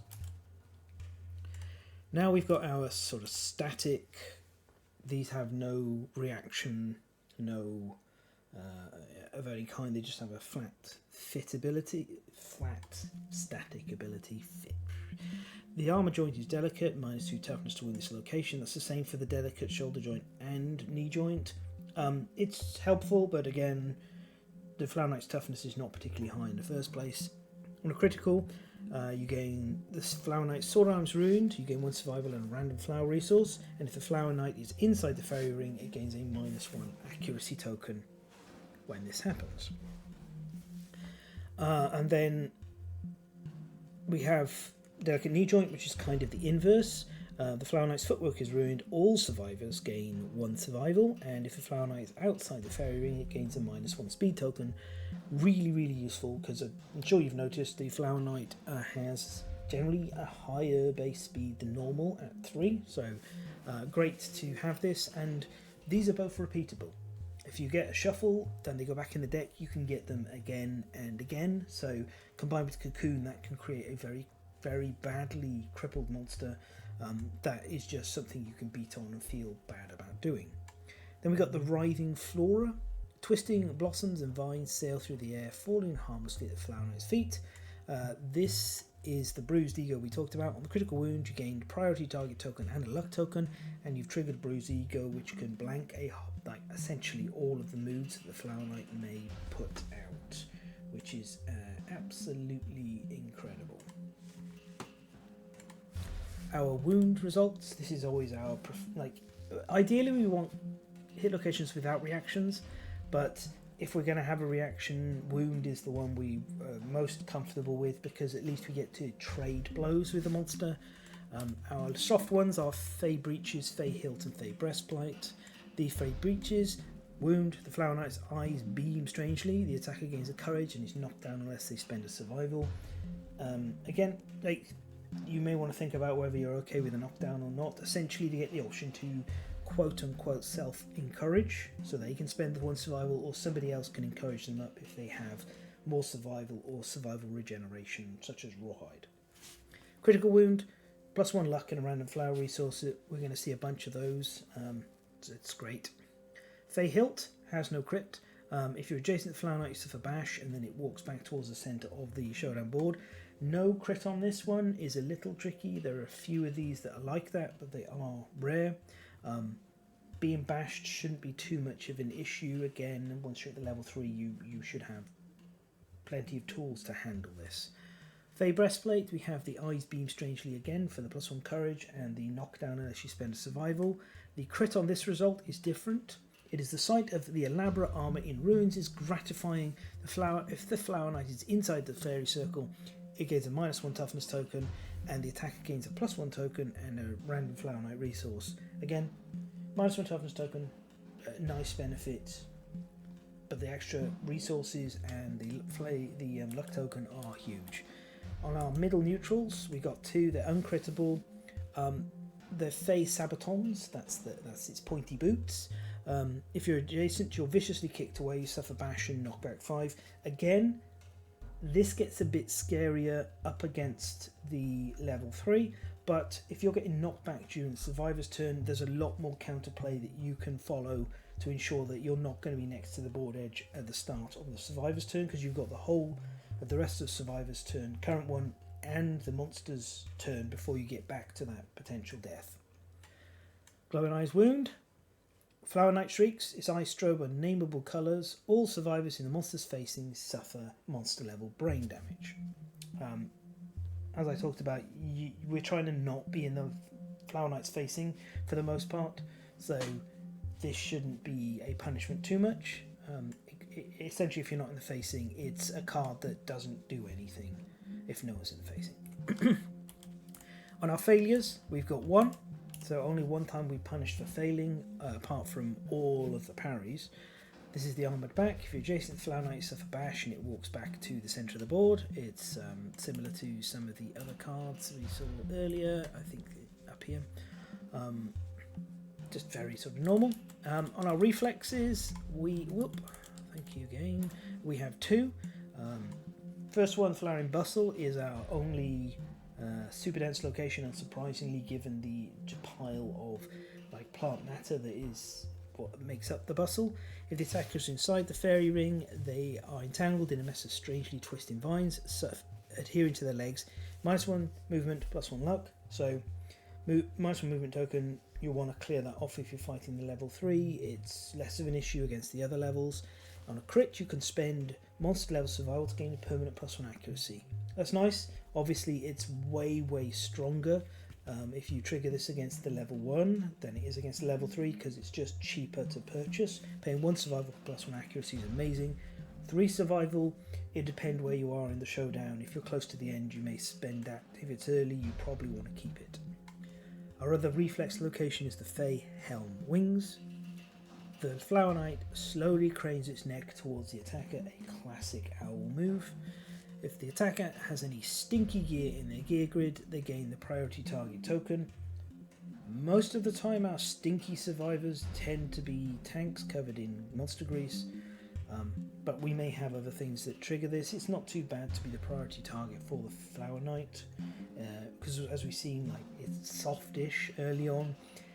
This also can give you an opportunity to drag the Flower Knight out of the circle, because you're the priority target and it's forced to come after you, even if normally it would stay inside the fairy ring for its target. On a crit, the Flower Knight's helm is damaged. If the monster is inside the fairy ring, it gains a -1 accuracy token, and you get +1 luck and a random flower resource. So again, we're seeing this reward for fighting the monster inside the circle. It's a nice bit of push-pull tension. There are some very wonderful parts of the Flower Knight's design. It's just, overall, it turns out to be rewarding you for the best strategy in the game. Best thing we can do against most monsters that are not like the Black Knight is deal critical wounds to them, because we get to ignore any kind of reactions.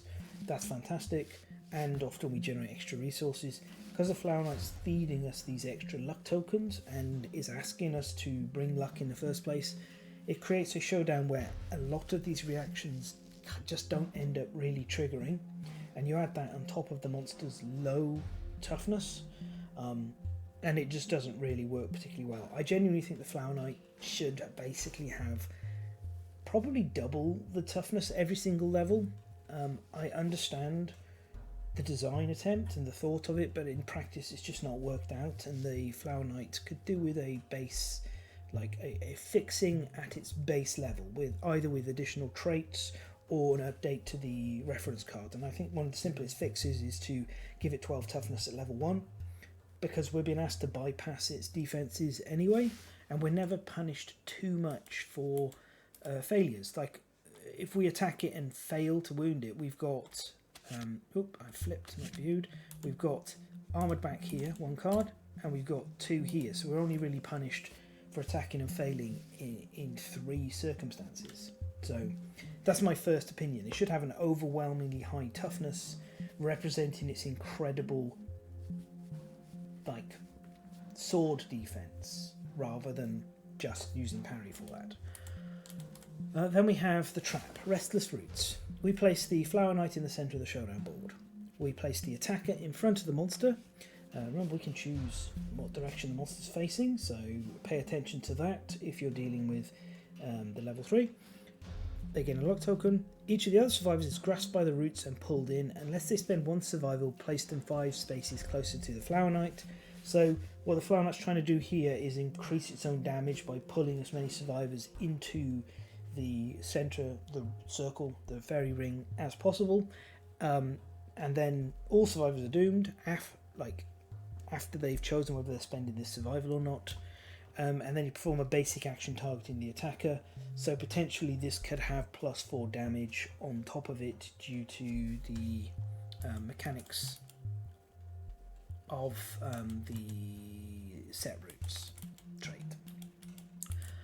Overall though, I mean, the simple fact is you don't really care about wounding the Flower Knight via strength. It does have a few locations without criticals, but you're not punished on these, apart from not getting an opportunity to wound.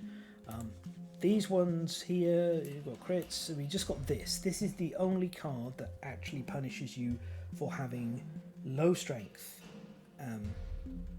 because all of the rest either don't punish you for it, or they give you options to bypass and crit. So that's, that's like pretty simple way to consider all of this. As much luck as you can. This is why I've said, and I've done it, you can have the level 1 Flower Knight as the prologue monster exactly as it's designed, and survivors are fine because they just punch it with their fists. They just beat it up until it's gone. So that's kind of the key thing of this. Is the most important stat for you to bring in is movement, because it always is, but second most important is luck, and then accuracy. And you only really need a lot of survival on 1 survivor at lower levels. At high levels you may want to try and stack survival a bit more because of the number of attacks the Flower Knight spreads around. Now, before we get to the resources, I said we'd take a look at the additional 2 AI cards. As mentioned, during the second Kickstarter, there was a little showcase game that was played by Twist against the Flower Knight, and they really just dismantled it incredibly clinically. It was not even close, and that highlighted that the Flower Knight was a bit undertuned. And so Adam promised us some additional cards to make the Flower Knight tougher. They were delivered in the Gambler's Chest, Editor Fen here. The audio dropped out for the section where I'm talking about these two, probably because the OBS settings are slightly wrong, so I'm going to cover them, hence the change in my voice, because I'm not quite so strained after talking for so long, because this is like a couple of days later, and also the change in music, because if I'm having to edit, then I'm afraid you're getting this more dramatic music running along in the background, because I quite like it. Okay, so these are the two new cards that I added. We've got Pincushion Pierce and Molinet. Pincushion Pierce is a new basic action. Molinet is a new advanced mood. We'll do Pincushion Pierce first. It has the standard, if there are no threats in the fairy ring, perform bloom, followed by a flow step. So once survivor be dragged in, etc., that portion happening. It will then, after the flow step, pick target, choosing closest threat in fairy ring followed by closest survivor in fairy ring, so it's going to hit someone in the fairy ring even if they are knocked down. And then you have a flow step again followed by almost a standard attack. The difference here is while it's still got the 3 speed, 2+ accuracy and 0 damage, which would be at least 1 damage because there will be a survivor in the fairy ring. If there's only one survivor in fairy ring, this gains +6 speed. This is, of course, very scary. That's a base 9 speed attacks at 1 damage a pop, which is going to deal a lot of damage unless the survivor has a massive amount of evasion. However, we have that flow step between pick target and move and attack target, where we can actually dash a second survivor into the ring in order to ensure there are 2 survivors in there, in which case the attack then becomes 3 speed, 2+ accuracy, and base damage is 2, which is far easier to handle. It is still a slightly tricky card, but overall it's got counterplay. I think it is it's inherently fair, which is sort of, what can you do about that? Then we've got Molinet as an advanced card. This is, less likely to turn up earlier. This is the only mood that's not discarded by Bruised Ego. When it comes to play, we draw an AI card, so it doesn't make the Flower Knight do nothing at all. It's going to do something else. And the text is, if a survivor's attack has no perfect hits, the monster lightly repels the strike and circles its blade in a counter flourish. This cancels the survivor's attack. The monster then performs a basic action targeting the attacker. This attack gains before damage, destroy armor, and this mood is discarded when the monster is wounded. This one's more significant. The advantage that moods have is once they're in play, they are stuck in play until either you can get rid of them via mood control, which either requires risking noisy gear because you're carrying the Whisker Harp, that has its own problems on the hunt phase, or you need something that can, like a whip. But if we look at what we've going on here, a whip's not going to be super great because we still need perfect hits. What you really need to counterplay this is higher speed or a higher perfect hit range, such as with Timeless Eye or certain other weapons that increase the perfect hit range. Without that, this can be quite a tough situation. So this particular mood really is a lot harder to counterplay because it effectively doesn't have a good way to counterplay it because of instruments being the thing that usually can be handled in moods that are not attack related. So that is a little bit unfortunate. However, the big underlying problem with both of these cards is while they are perfectly fine additions to the Flower Knight's repertoire, they're not addressing the core problem. Now, when you add extra cards into an AI deck or any kind of deck, you're not automatically making that deck harder to deal with. Especially in Kingdom Death, because there's a number of things. First of all, these cards are randomly added, so they may not be appearing anyway. Secondly, they could be in the deck and just get removed but via wounds, or players could AI control and remove them that way.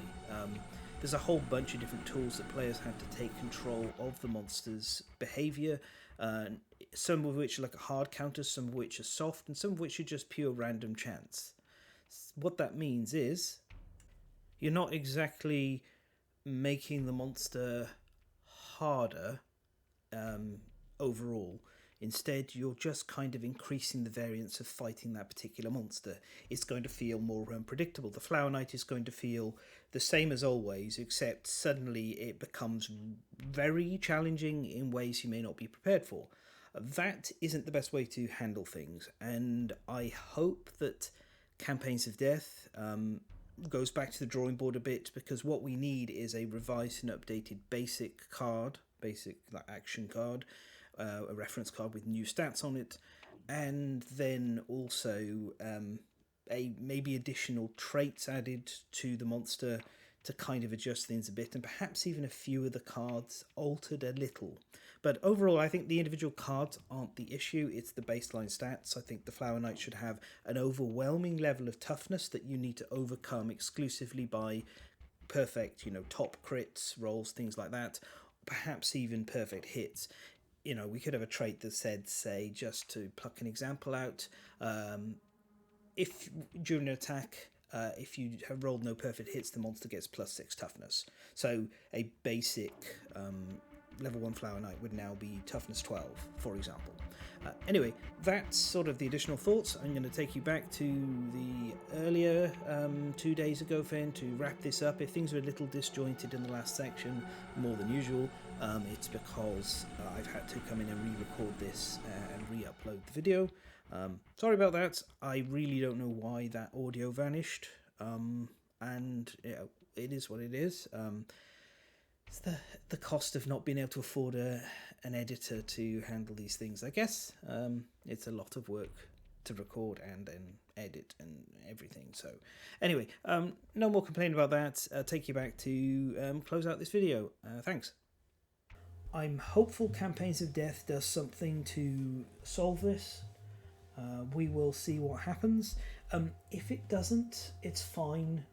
The Flower Knight is still very acceptable as something for newer players to practice against and transition from the early game into the mid game with some decent stuff. I mean, the Flower Knight isn't giving us a full armor set yet. It will have some with crossovers with other monsters in the future, but for now that's just not really happening. So I think it has a place in the game. But if you are looking at the Flower Knight and going, this monster is too easy, why would I ever fight it? The answer is it's not for you. You've progressed past it. Congratulations, you're getting good, or you've got good. Get gooded, got good. You've done it, and you can leave this on the shelf and enjoy it and wait for the Abyssal Woods to come out in the future. So I think these days that's the place for this. It is a monster like the Screaming Antelope, like the Smog Singers, who can help smooth out your progression path through a campaign and provide some reasonable tools, especially otherworldly luck and fencing in particular, and Acanthus Doctors and Satyrs and things. Okay, resources. Here they are. We've got 5 different resources in the deck, and they're in decreasing numbers. So we have 5 Osseous Bloom, 3 Sighing, 3 Lantern, 2 Warbling, and just 1 Lantern Bud. Each of these has a keyword of perishable. What that means is, if you can't put it in settlement storage, it's just going to go. You either have to spend it when you've got it, or if you have satchels, you can keep it with you. By carrying it out on a hunt, satchel will let you take 1 perishable resource out.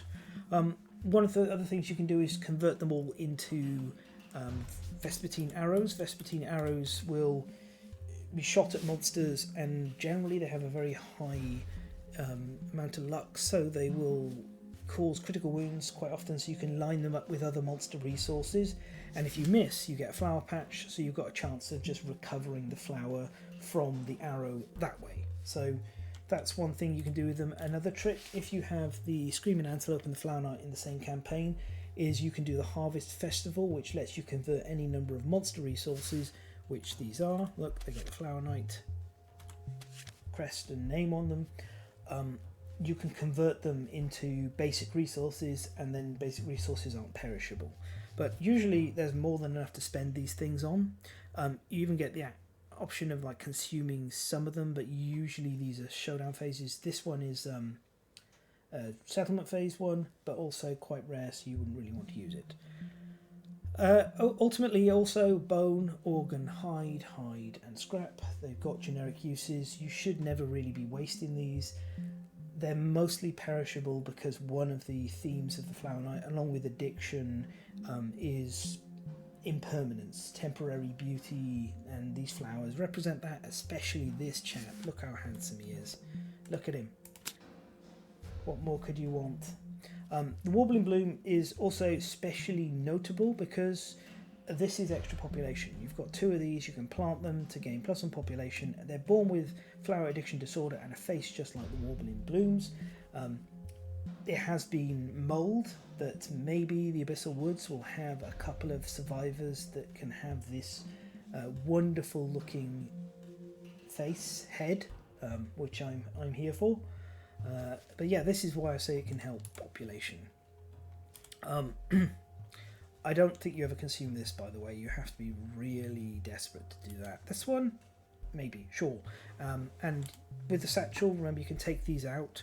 So you can use something like an Osseous Bloom to remove all bleeding in negative. And this is not an activation.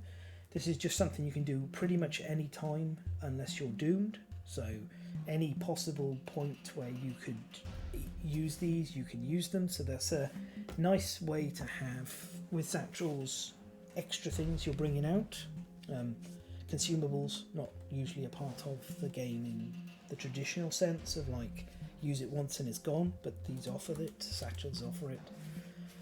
Yeah, that's it. These will also appear via the flower patches against other monsters, because this will be in your base terrain deck, so you can get access to them that way. Right, this has been pretty long, but we're kind of at the wrap-up point. So, Flower Knight, a great monster for newer players, for players who are wanting to play with swords, campaigns with lots of knights, and of course it is an essential part of the full Green Knight campaign. If you want to include the Flower Knight in your campaigns but you don't want to hunt it, you can play the Bloom people of the Bloom. That is not a full campaign, at least not at the moment. It is a modifier that changes your survivors but gives you the ability to go out, pick flowers and make all of that stuff. The survivors have one extra green affinity and 2 less red affinities, I think it is. You know what? Let's go look at the book rather than trying to remember it from... Whoa. Sorry, I didn't do this. Yeah. That was a failure between keyboard and chair, not the game that time. That was me. Yeah, so you just go... Where is it? Yeah, there we are. Custom campaign. Bloom people. There it is. Yeah, permanent +1 luck, permanent +1 green affinity, and permanent -2 red affinities. The -2 permanent red affinities makes it quite hard to activate certain not set bonuses like affinity bonuses and armor sets and things, and also disables the double, the +1 extra strength on Monster Tooth Necklace. So Monster Tooth Necklace is only ever +1 strength.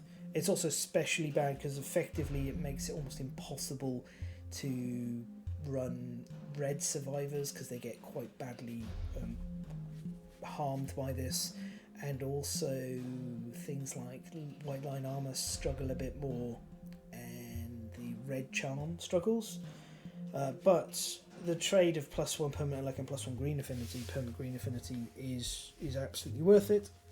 And then you've got these 2 unique pieces of gear which are really fun. This is a great hand sword.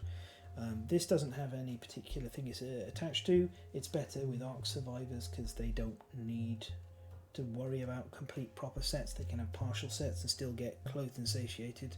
But yeah, this is a way of experiencing the game, and it does make it easier.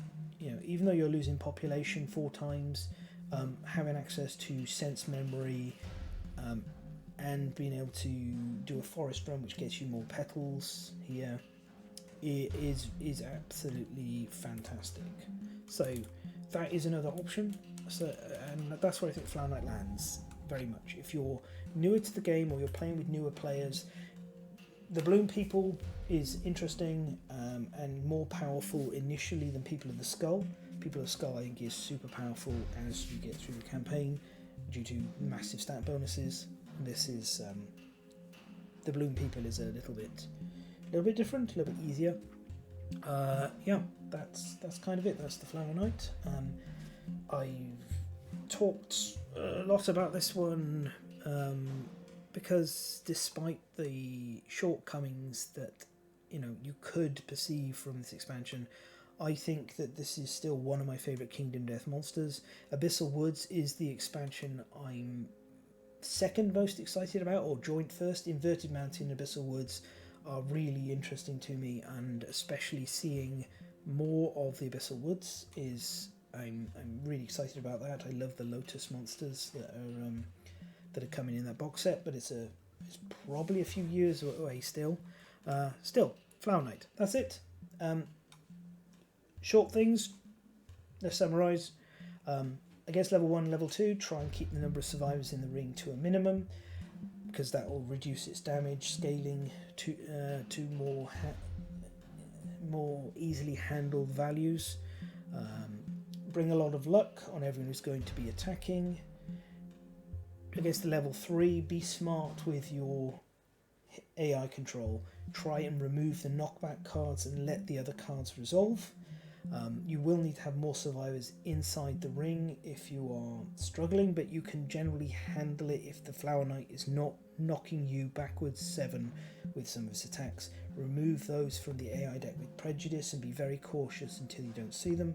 Always try to have between you and if the Flower Knight is adjacent to you, that if it knocks you back 7, you still don't hit the edge of the board, because that is the big punishment.